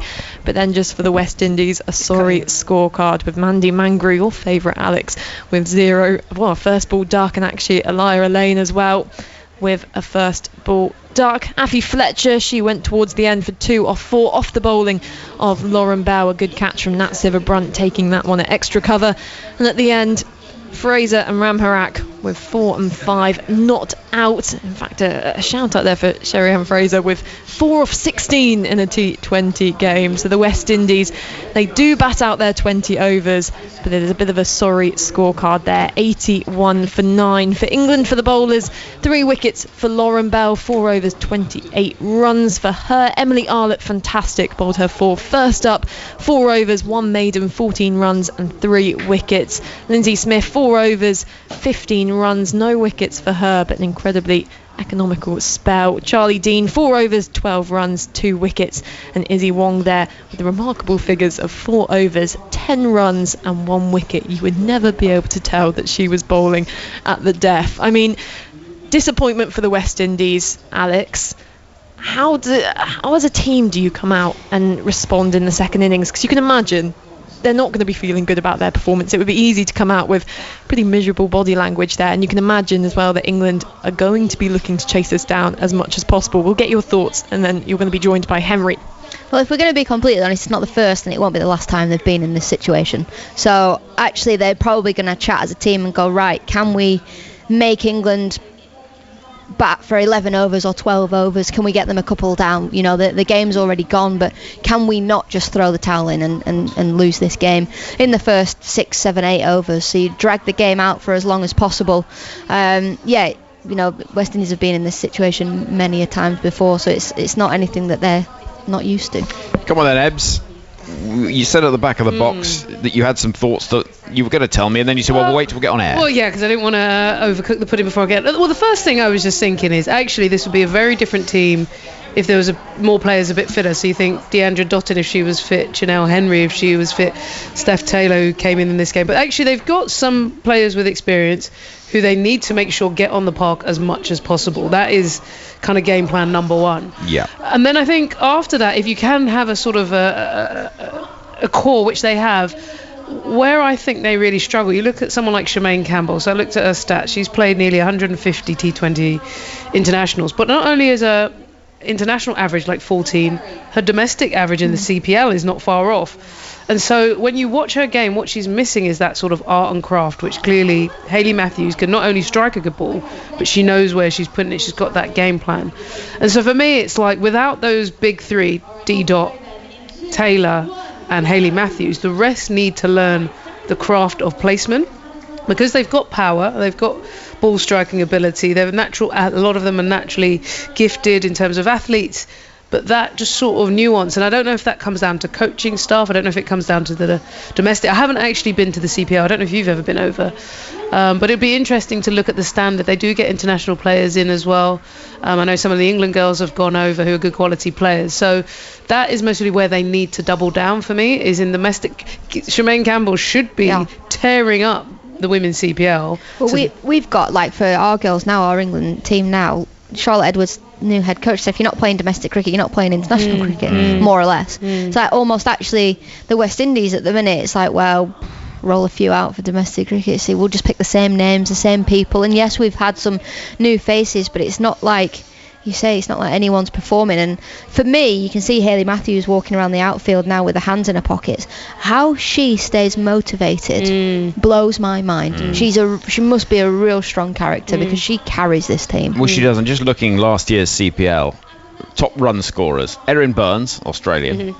Then Matthews, who is in the side. Atapato of Sri Lanka. Dottin is injured. Rodriguez is from India, as is Pandey.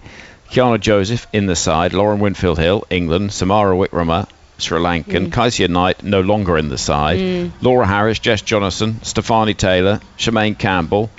I mean, Campbell's coming in at number 20 down that list. But the point only being, the third West Indian on the list. one, that, and two, these are the names. It's not like there is somebody tearing it up who's demanding selection. And then the top wicket takers, Shabdi Mishmail is second, Chloe Tryon, Kiana Joseph, Alira Lane, Hayley Matthews is number one, Amanda Jane Wellington, Erin Burns. You know, it is. The other thing that I'd think would be interesting, I don't know if you did, Al, but I definitely spent time in my career playing overseas. I went over to Oz for a winter, I went to India, and actually, and you look at players throughout the game, they always try and get winters away. And I just wonder if the West Indies are doing enough of that. I'm talking at even lower levels, like building up club level, building up that experience as much as possible. I've seen Australian players here for generations. We've been, every single cricketer I can think of that I played with spent time. And I just wonder if maybe as well, like if you're not going to get all of that information and you know, the download of how to sort of grow your game at home, sometimes that international experience improves your resilience as well as your game plan. And I wonder if you haven't got the domestic structure that's perfect, you also need to get that game time in. Yeah, I think a lot of domestic girls now in England go over and just train at state level. So they actually go, I'll come and netball for a whole winter. Do you want me? And then you go, right, okay, well, yeah, I do actually. So, but you can have some bats as well, and you know, we'll join in the fielding. But a lot of our girls, our domestic girls, they go and play club cricket out in Australia, then go and but presumably they can afford to do it, and you don't. They're professional cricketers, That's the point. No, but club cricket, and this is where it gets interesting. When we did it, or when I did it, there was no money. But what you do is you kind of work it out. I'll coach. I think that's part of the character building. You go, you coach, you work behind the bar, you do whatever. You make it work. You make it work, and usually clubs need good players that will come and give you a season. So I think there is that, because the challenge for the West Indies players, they're not going to break into the WPL at high enough rates. They're not going to get into the big women's Big Bash or the 100. So then therefore your next opportunity is the next level that you can get to. So I do think that would help. It gives you year-round cricket, more time to work on your game. I would absolutely love to know, like, the whole story between Dottin's retirement and then coming back to international cricket. Yeah. Like, was it because she just found it all too easy? She thought she could play franchise cricket, then she wasn't playing enough cricket, so I had to come back. I mean, the big worry from West Indies' point of view is if you get to the point where there is enough franchise cricket around, Hayley Matthews is not. How long of your Hayley Matthews do you think I'm going to keep doing this? Oh, I mean, she's earning more money in franchise cricket around the world than she's playing for the West Indies. I think she just loves playing for the West Indies. And good on her. But, you know, it must be quite dispiriting for her, having to score basically all of the runs, take all of the wickets, and captain the side.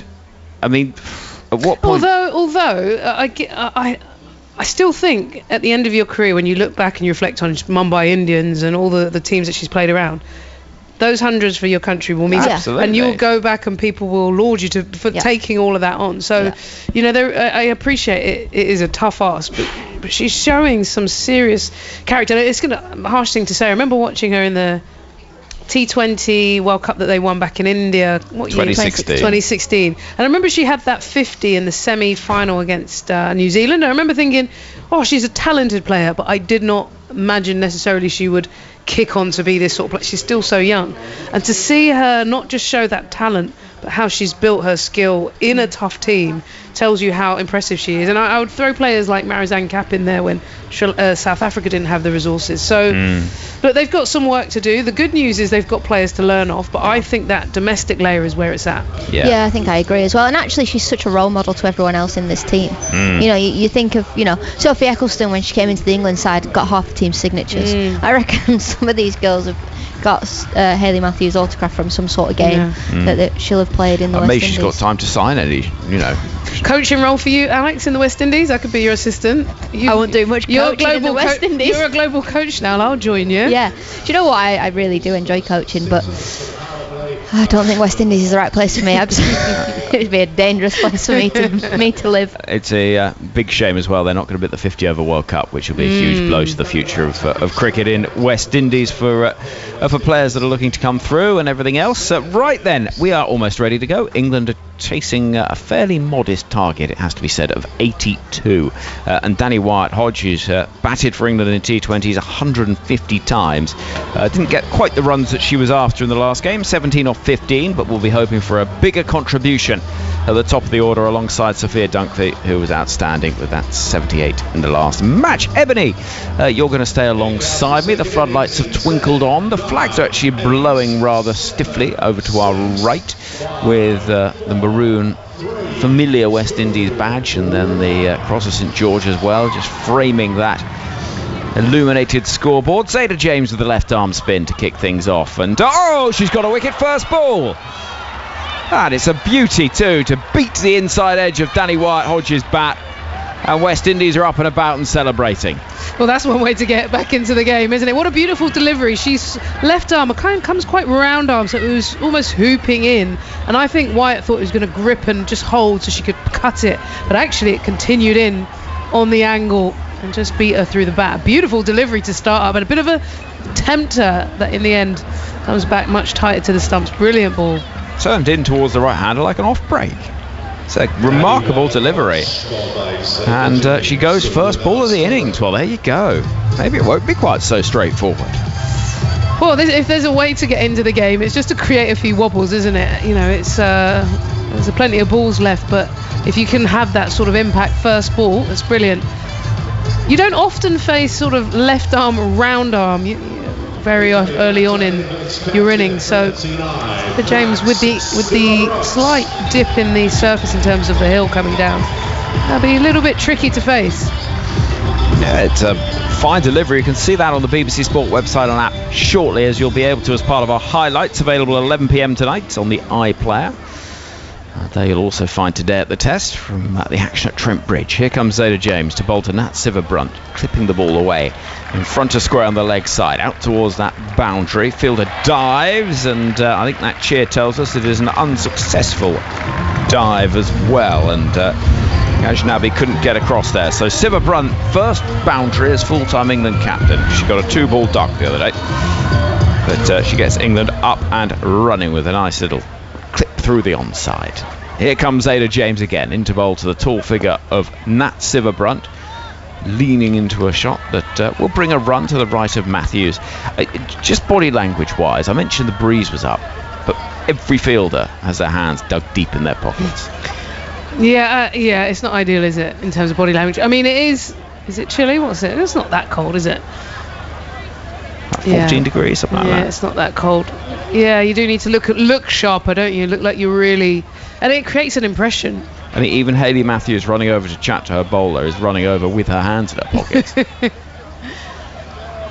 gulls swirl around as Dunkley defends into the onside, a slingy delivery onto the top of leg stump. One or two are keeping their hands in their pocket, and then as it comes to the ball, they're getting a hand out. But I'm looking at Kiana Joseph over there. Her hands have been rooted in the pockets. Forward in defence comes Dunkley. They're staying in the pockets. They're staying in. Well. Then she's like, normally, don't get me wrong, I didn't like the cold and I didn't like that, but you also know as the bowler's coming in, you need to switch on. There is zero switching on. Yeah, but lots of people don't like getting the underground, because sometimes you have to do it.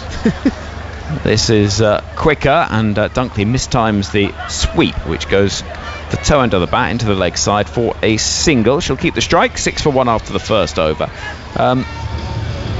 I don't know, it just looks poor, I think, and it just gives the impression that, right, we're out here, we know we're going to lose this game, we haven't scored enough runs, and we're all looking forward to a cup of tea. I mean, Kiana Joseph is now walking to the other end, hands still in her pockets. I mean, she should have put a jumper on. I mean, saying that, Heather Knight on the bench has got a strong cup of tea with her hands around it, so it must be breezy out there. But I think the point is, professionalism. You need to stay warm. If you have to get a hand warmer, that happens. Keep your hands warm, and then as soon as it's time for the ball to be delivered, get ready. And there just doesn't seem that urgency. Yeah, that's the worry, isn't it? Sherry Ann Fraser is going to have a bolt. She's running up to have a little conversation with Matthews, the skipper. It's Stefani Taylor, who got a 2-ball duck earlier, stands closest to us of the West Indies fielders, hands in pockets.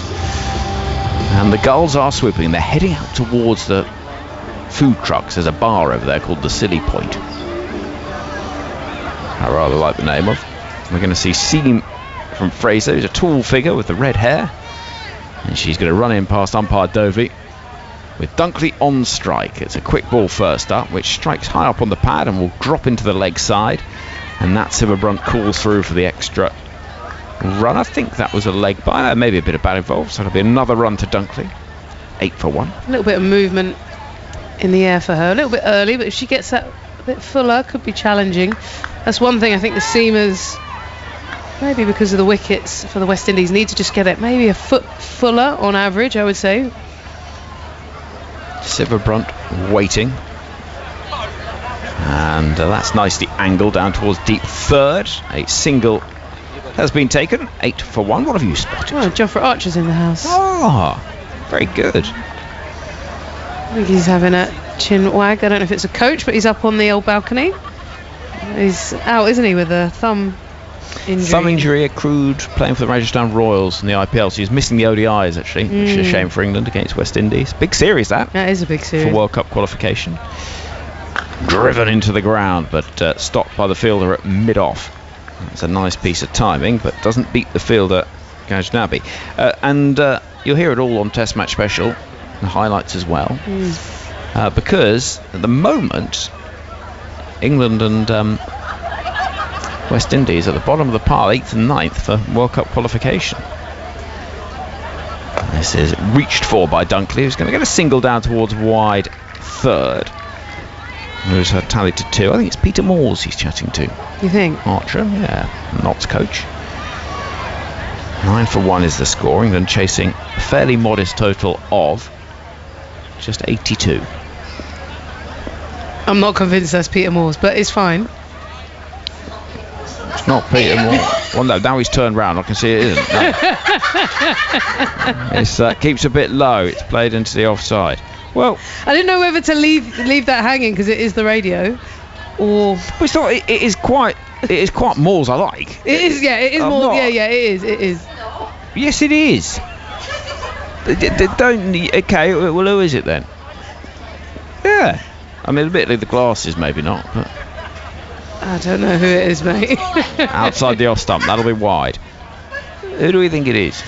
It could be anyone, but it's not Peter Moores. But I see where you were going. Well, it couldn't be anyone. I can, it's not Donald Trump, is it? Now that would be a surprise. Here comes Cherry-Ann Fraser, and attempted shovelly scoop over the keeper's head is missed and goes through, and is fumbled by keeper Mandy Mangrew. Or is it Jack Russell? I mean, I don't know who I'm looking at these days. Okay, well, what we can tell you for sure is it's not Peter Moores. Well, all right. Anyway, I wasn't. The girls at the back. They're howling with. Finding it quite entertaining. Anyway, talking about England, there was an interesting shot choice there from Dunkley. The reason why I say she looked to do a little ramp and a scoop, which she's so good early on at just taking the ball on down the ground. I would have thought she might have fancied slightly lower risk but down the ground shots, but she's opening up. I mean, he was coach here for nearly a decade. It's not that implausible. Here comes Zayda James, and Dunkley gets in a bit of a tangle. She's not quite reading the pitch as well as she did at Canterbury the other night so far. I'm sensing you're not letting it go, Henry. No, I'm just digging too much of a hole. I'm going to keep quiet. 74 dot balls in the West Indies innings, by the way. Wow. That's a lot. That is a lot. Zayda James around the wicket, left arm spin. Dunkley swivelling on it, looking for a boundary into the leg side. Kiana Joseph takes her hands out of her pockets and fields it short final leg. Big smile on the face. England 10 for 1, chasing 82. If anyone has spotted who that actually is, email tms@bbc.co.uk. Let's see if anyone's contacted on social. This is nicely whipped away over the onside. That's a really good shot. Power, timing from the England captain, Nat Silverbrunt. A meaty shot. Yeah, I really like that shot. It's kind of what I like about Nat Silver, because she's got so much power. When you get one of the slower bowlers, she doesn't sort of dink it around. She really puts that weight into the front leg. and then uses that bottom hand late into the shot to get it up and over. Right then, that's a lovely, a big stride forward as well. It's that power that she possesses. And this time, oh, it's a little fortunate. Chips up off a leading edge. I think this surface may be a little bit too paced here, Ebbs. Yeah, I definitely saw a couple sort of hold a fraction, especially from the far end. You might know which end it is. The far end? Can't remember what they'd call the far end, but from the far end. Here comes Zeta James. Forward is Siva Brunt. That's nicely pushed into the onside. Good piece of fielding at mid-on. Just shuffling to her right from Cherry-Ann Fraser. And there'll be 1 run taken. Siva Brunt to 11. And again, it's small margins. You would have expected that to be cut off at mid-wicket, but the hands in the pocket kind of slow things down. A little bit quicker this time. Dunkley up on the toes, working the ball into the leg side, and Kiana Joseph moves around to her left and gets her hands on the ball, and eventually the over comes to an end with the score at 17 for 1. 3 overs gone. If you do want to join the conversation, we've got our live text commentary service up and running where you'll find highlights of this game as it happens. You can also, on the BBC Sport website and app, read all about the match situation between England's men and Zimbabwe. England well on top in that. Zimbabwe asked to follow on after England declared 5-6-5 for 6. Zimbabwe were 2-6-5 all out despite 100 for Brian Bennett, but he was out early in Zimbabwe's second innings, and they close at 30 for 2, still 270 runs behind England. So quite a chastening day for the tourists there. Day 3 tomorrow live from 10 a.m. 5 Sports Extra and BBC Sounds. Here is Cherry-Ann Fraser, and clattering the ball into the ground, and very well stopped by Shemaine Campbell at cover, leaping in the air. That's a really good bit of fielding. Yeah, nice and sharp. Good drill into the surface there from Dunkley, using the pace. I keep refreshing my social media to see if anybody knows who that guy is. Yeah, because they all think it's Peter Moore. I think he's just a local guy. Oh. Dunkley whipping the ball to the right of Stefani Taylor, who herself moves quickly to her right and is rather hobbling a little bit there, Stefani Taylor. Yeah, she was injured in the last game, wasn't she? Yeah, she's somebody that over the years has picked up a fair few injuries. Dunkley, who has been working a lot on technique, looks, and we've said this the other night, she played so well, but she does look a more complete, compact player to me this time of it. Yeah, close the hands on the grip, standing a little bit taller, allows her to hit through the line and keep that balance. Just making a slight change, they move mid-wicket a little bit straighter. Siva Brunt reaches for a ball outside the off stump. That possibly should have been stopped at backward point, but will beat the infield. There's a chase on for Zeta James. She won't stop it. Out it goes towards a bank of spectators, 2 tiers of them all waving those 4 and 6 cards that get handed out. And Siva Brunt looks in good touch here. Required rate for England of only 3.64, so they're comfortably in control of that, though it's not been a blistering start. The plan went a bit wrong there. They moved mid-wicket straighter. They've got to slip in. I think the plan was just to keep it sort of around that off stump, but she just offered too much width, maybe overcompensating. Got to get it on those stumps. Cherry-Ann Fraser bowls, and that again is a bit of a freebie. It's going to be 4 more. No way Kiana Joseph is going to stop it. Running round, gives it all she can, but can't stop it. And up go the flamethrowers again. Suddenly with the heat blurring out that tower block in the distance. And it's 26 for 1. Back-to-back boundaries. 56 only required for victory. Yeah, the control's not there. You can see what the plan is, and then as she's tried to execute, she's drifted the other side, and you kind of need to just hold that line, and you can't spray it either side really. Fraser again. We'll have another go. Short approach, 8 or 9 paces probably. It's banged in short, and it's banged away through mid-wicket. Not a great ball. And Siva Brunt is enjoying this because she's getting a few freebies all around the dial, really. And had a little punch of the gloves with Sophia Dunkley. Charlotte Edwards is now wrapped up, looking as though she's about to go and scale the eye. But she looks like she's in the North Pole, Charlotte Edwards. She's got a massive jacket on, hoodies, the hoodie's up, then a hat. I don't know what's going on. She must be feeling it. Anyway, Nat Siva Brunt is seeing the ball like a football at the moment. Yeah, flying all over the place. England 30 for 1. And this time the ball goes into the offside, but it's well stopped at cover. And it'll just be a single. That's a sharp piece of fielding. Again, Zeta James has been a real live wire in the field so far. 4 overs gone. 31 for 1 is the score. Peter, not that one, another one, makes quite a good point. Peter Moores will be in Leeds. He's coaching Nottinghamshire. Our award-winning county cricket coverage continues tomorrow. Every ball of every game with Kevin Howells and the team. Thank you, Peter. It would have been brilliant if it was from Peter Moores, but it's not. Anyway. Oh, dear. But I like where you were going with that. No, you didn't. You liked where I was going because it gave you the opportunity to laugh at me, all of you. I was actually thinking, should I let it breathe? Or should I let it slide? And in fairness, you did. It was the rest of them It was the rest. that were being mean.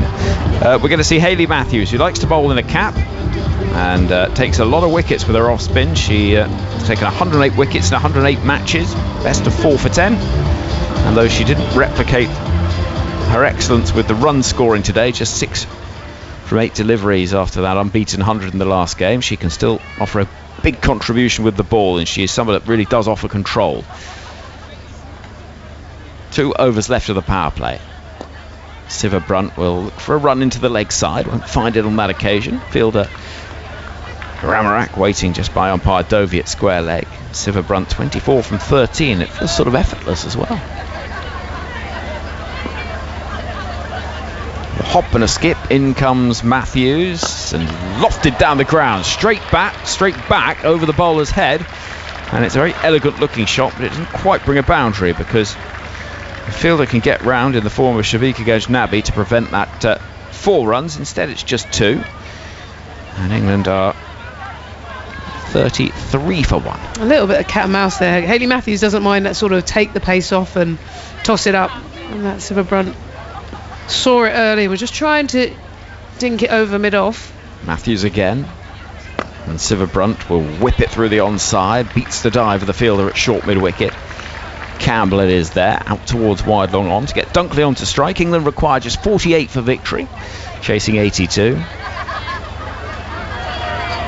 And Matthews at the end of her mark. She's got very familiar bowling technique, tall figure. She walks in a couple of bases and leaps up.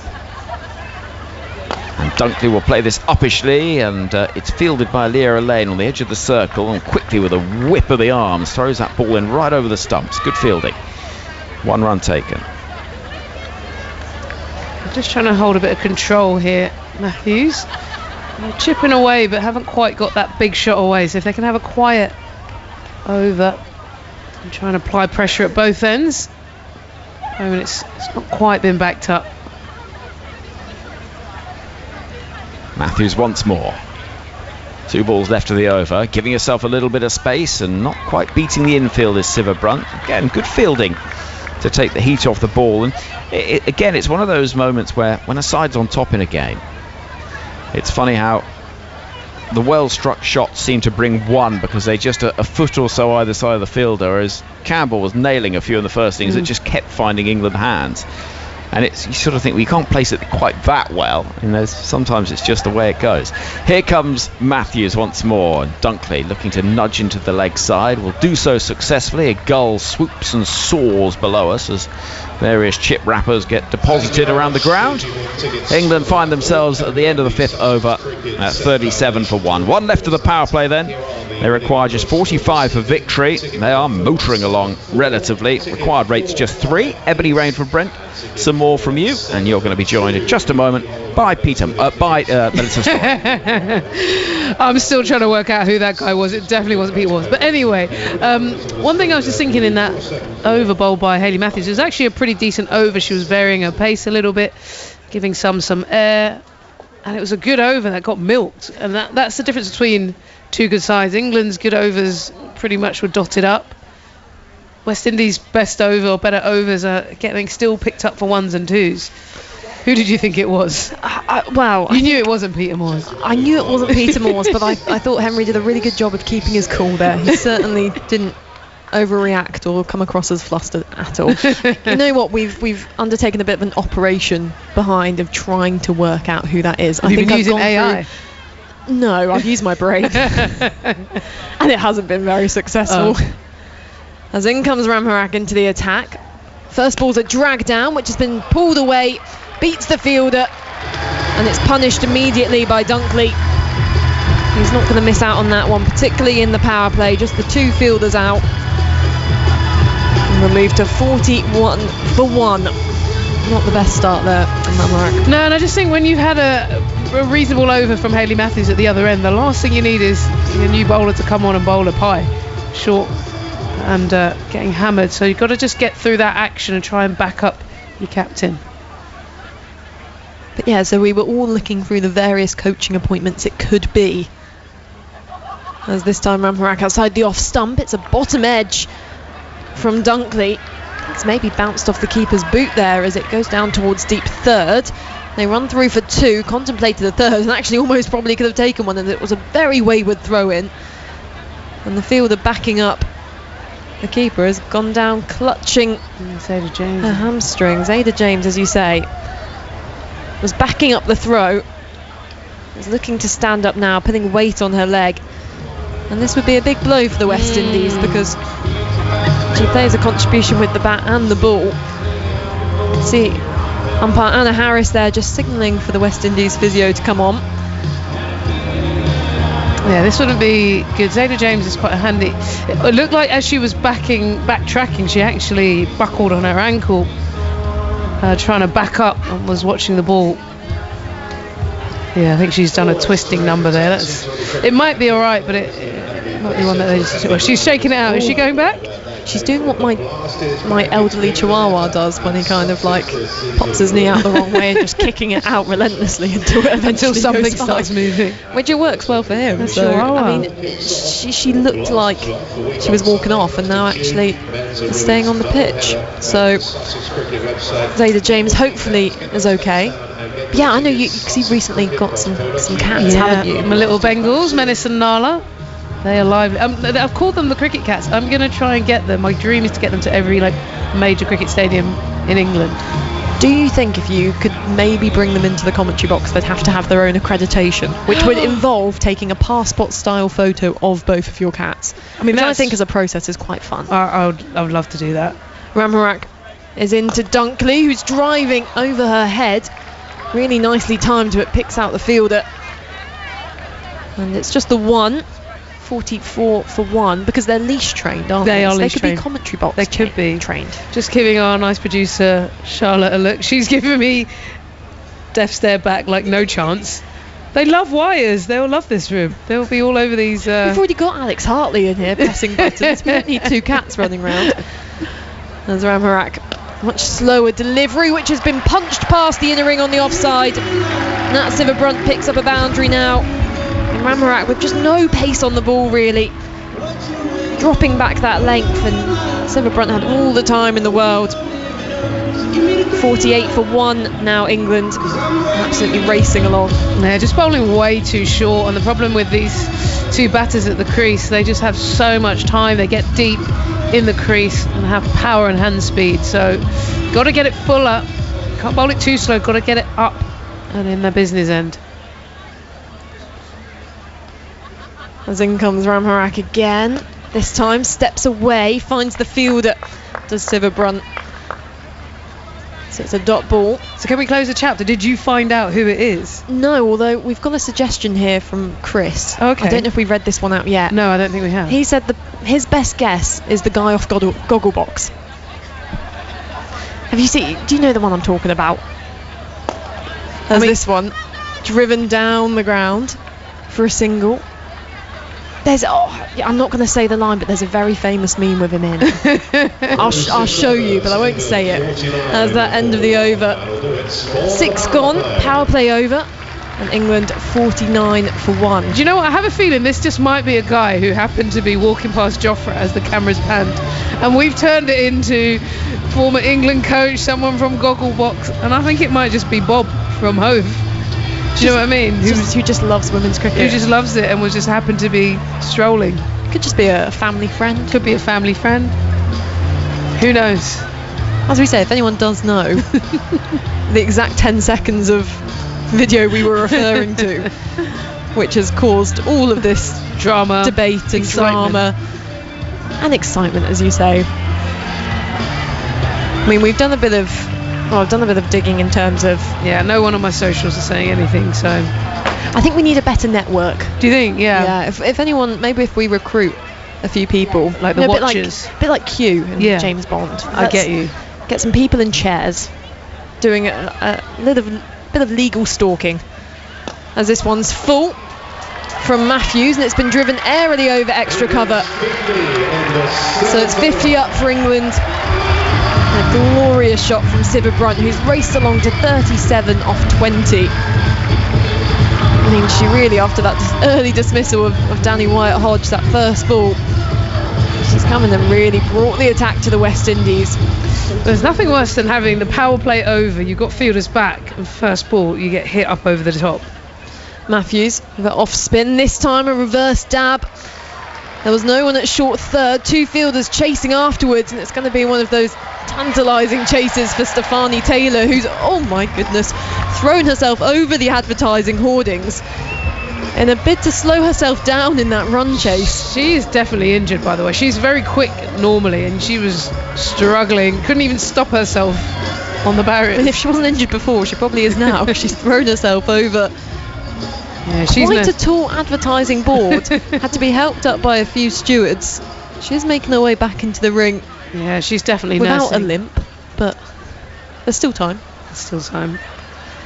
So this current partnership from England, 57 off 38.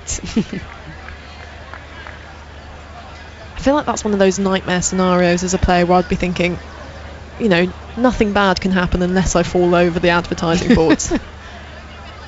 As Hayley Matthews this time into Siva Brunt, into the pad, she whips it square of the wicket on the leg side, single to the total. 58 for 1 England, that target of 82, so they require 24 from 81 balls. Yeah, this is a walk in the park right now for England, and you just know that without that sort of performance from Hayley Matthews, or they're trying something a little bit different here, by the way, just going around the wicket. Could just change something up, maybe try and fire it across. As Matthews is in, and this time the reverse sweep. Stefani Taylor's got to chase it down again. She's sprinting after it, and this time has maybe put the brakes on a little bit sooner to prevent another tumble. And it's another 4 runs to Nat Siva Brunt. 42 off 22 for the England captain. She's certainly in a hurry. Yeah, this is a painful over here. She's started first ball, hit up over the offside, and she's dinked and taken the pace off. Now she's tried to go around into the pads, and she reverse sweeped. And it's forced that change of field now as well, as the fielder comes out of mid-wicket into that short third. Now opening up the leg side for Sophia Dunkley, who I must say, each ball she's faced, she's really looked at her grip on the bat and made sure it's been exactly as she'd like it. As a bouncer from Hayley Matthews, it was wide, but actually signalled one for the over by the umpire. Can't become a pace bowler. How quick was that? Dug that in all right. Oh, that must have hurt her Oh shoulder. no, Anna Harris gave her the warning, one for the over. Well, that was a bit like when Joe Root does that. I've got to think though, was there a signal to the keeper? Otherwise you'd be getting your head blown off by the ball there, as a fuller one is worked out towards deep mid-wicket. They settle on the single.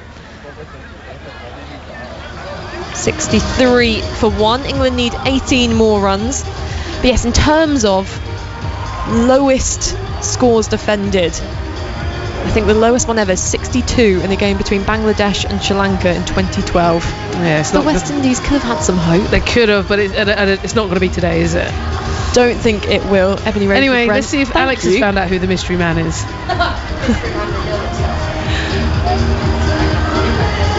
So England, with a win tonight, will win the T20 series. course, one more to come, and then 3 one-day internationals. This being the first series of their summer. Got India touring later on as well. Affy Fletcher into the attack. I suspect it's getting quite nippy out there. It certainly was the other day at Canterbury. Lots of people in the crowd with many, many layers on. Makes you quite grateful for being up here in the commentary box, as I've got a singing Alex Hartley next to me. It's going to be done shortly, isn't it? I'm happy. It's the happiest I've seen you all day. Oh, you do surprise me. So here's Affy Fletcher. I was happy earlier, actually. Sat on the beach. Oh, lovely afternoon in Brighton. What did you get up to? What was the itinerary? Okay, I shall tell you. I woke up at 12. I woke up at 10 and fell back asleep, then woke up at 12:10. Then I went for breakfast and coffee. At 12:30. As Affy Fletcher is in, and the first ball, Dunkley looks to carve out on the offside. Won't find a run in the end.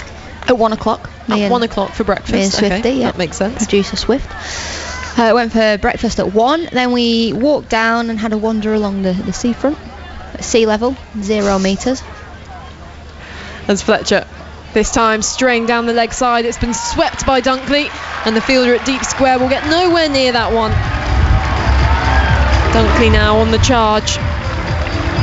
Not much Affy Fletcher here, who's been brought into the attack, can really do with the total she's defending, apart from maybe bowl a little bit straighter there.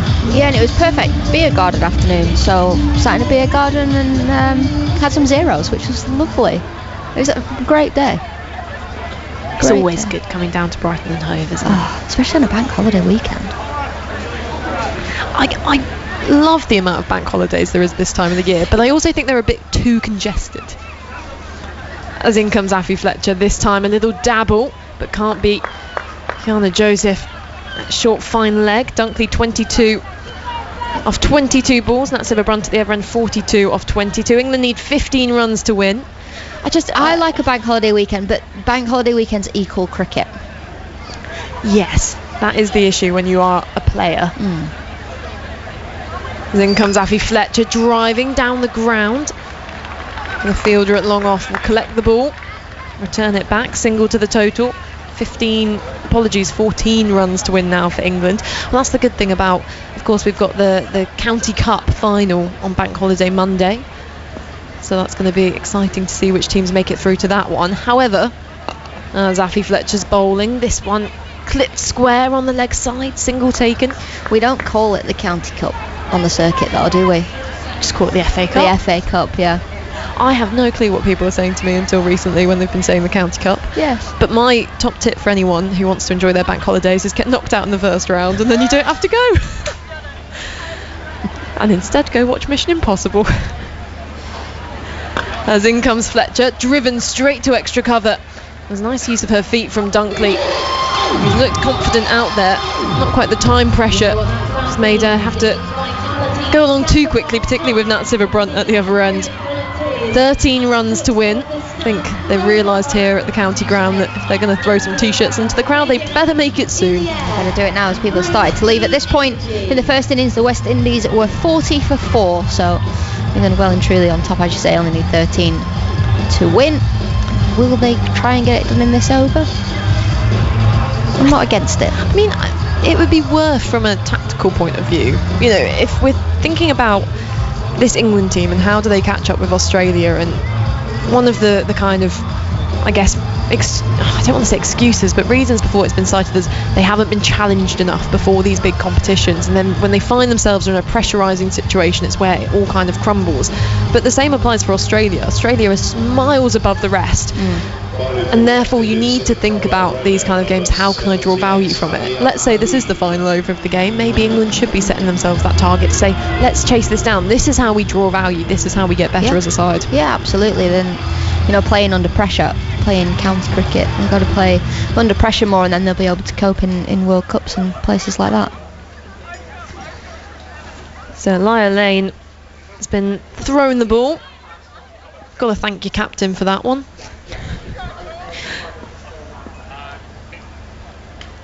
A bit of a pause here as she checks her field. Fine leg, deep mid-wicket. Out on the boundary. Is this one outside the off stump? It's just been lifted over backward point, away for 4 runs. There's a few of them for England. And Natsiva Brunt moves on to 47 now, off just 24 balls. Yeah, you would think at this stage you'd bowl your best bowlers, so for me, bring James, Fraser or Matthews back on, and as you say, it's one of those thanks captain. I mean, especially looking at the field she's got set with long on as well. Any width outside the off stump. They've now pushed back that deep cover. As in comes Elaine. Outside the off stump. This time, Siva Brunt will just get the single out towards that sweeper. 74 for 1. And England just 8 runs away now. Within 2 shots. Oh, go on. Although Dunkley has not found it the easiest out there in the middle, has she, if we're going to be totally honest? I mean, in that first T20, she certainly looked like the player she potentially was before when she got that call up to England. And of course, we know she's been outside the squad, gone back to playing domestic cricket, found a lot of runs this season early on, and had the pleasure of batting a few times at the pitch at Beckenham, which looks like an absolute delight this year if you're a batter. There's this one hammered straight by Dunkley down towards long on. It'll be a single. 7 runs for an England win here. And then I think the signs that Dunkley's in form, just playing down the ground in that V with so much confidence, and actually probably finding pockets of the ground in that first T20 that she maybe hasn't been so good at opening up before. As you say, not as fluent this evening, 24 off 25. But she's not given a wicket away. 7 runs needed. There's Siva Brunt on strike, punches the ball towards mid-off, won't find a run there. She's 48 off 26 balls. And as mentioned, saw Catherine Siva Brunt in the crowd earlier. You went over and had a little chat. I did indeed. I didn't see baby Theo though, which I was gutted about. Hoping I get to see him in the next few weeks during this series. I love it, having a baby on tour. Oh, we saw that with Pakistan. As a shorter ball was pulled away out towards the boundary and dropped. A sprawling effort, a fantastic effort, and actually saved a boundary as well. Brings up 50 for Siva Brunt. But a lot of credit there to fantastic for the fielding. And that's Siva Brunt, her 17th 50 in T20 internationals. It's been a quick one. You can tell that the captain really wanted to send a message here to her teammates on just how to chase this one down, the intent she wanted them to show. 77 for 1 as Elaine over the wicket. This time going back deeper in the crease as Siva Brunt drops it into the onside. England are looking for 2, but in the end, deep mid-wicket races in from the boundary, keeps it down to a single. 78 for 1 then. England require just 4 more runs to win this game. Well, I actually thought as soon as Siva Brunt hit that shot to bring up her 50, I thought she crunched it. Thought it was going to sail over the boundary for 6, to be honest. It wasn't meant to be. A drop catch on the boundary pretty much sums up the West Indies day. Siva Brunt waves her back towards her wife in the crowd and then up towards the dressing room, but a good knock from the captain. 28 balls for her, 51 red at the minute. And obviously the first game as England captain, as permanent England captain, didn't go the way she wanted, with a little under edge through to the wicketkeeper playing the sweep shot for a duck caught behind. Well, and it's been a concern people voiced when debating who would be the next England captain, and when she was announced to be the next England captain, of that fear of will it impact her form as a player. Almost the similar conversations when Ben Stokes became England men's captain. Zafi Fletcher is in, it's full, worked off the pads nicely but picks out the fielder. Although direct hit, they've almost leaked a few more runs there for the West Indies. It was backed up well, the deflection in the end. But I guess that's the message Natsiva Brunt were wanting to send, is that just because I've got the permanent captaincy now, it's not going to impact the way I play my game. And if anything, she might feel more empowered in the role now to actually go out and keep playing the way she does. As Fletcher in, this time goes over the head of mid-wicket, away for 4 runs, and that's the win for England. Sophia Dunkley punches the air. Natsiva Brunt, the England captain, with a big grin on her face. It's been a comprehensive performance from England. They win by 9 wickets, chasing down the West Indies total. And it's Natsiva Brunt, the England captain, 55 off 30, who just powered this run chase.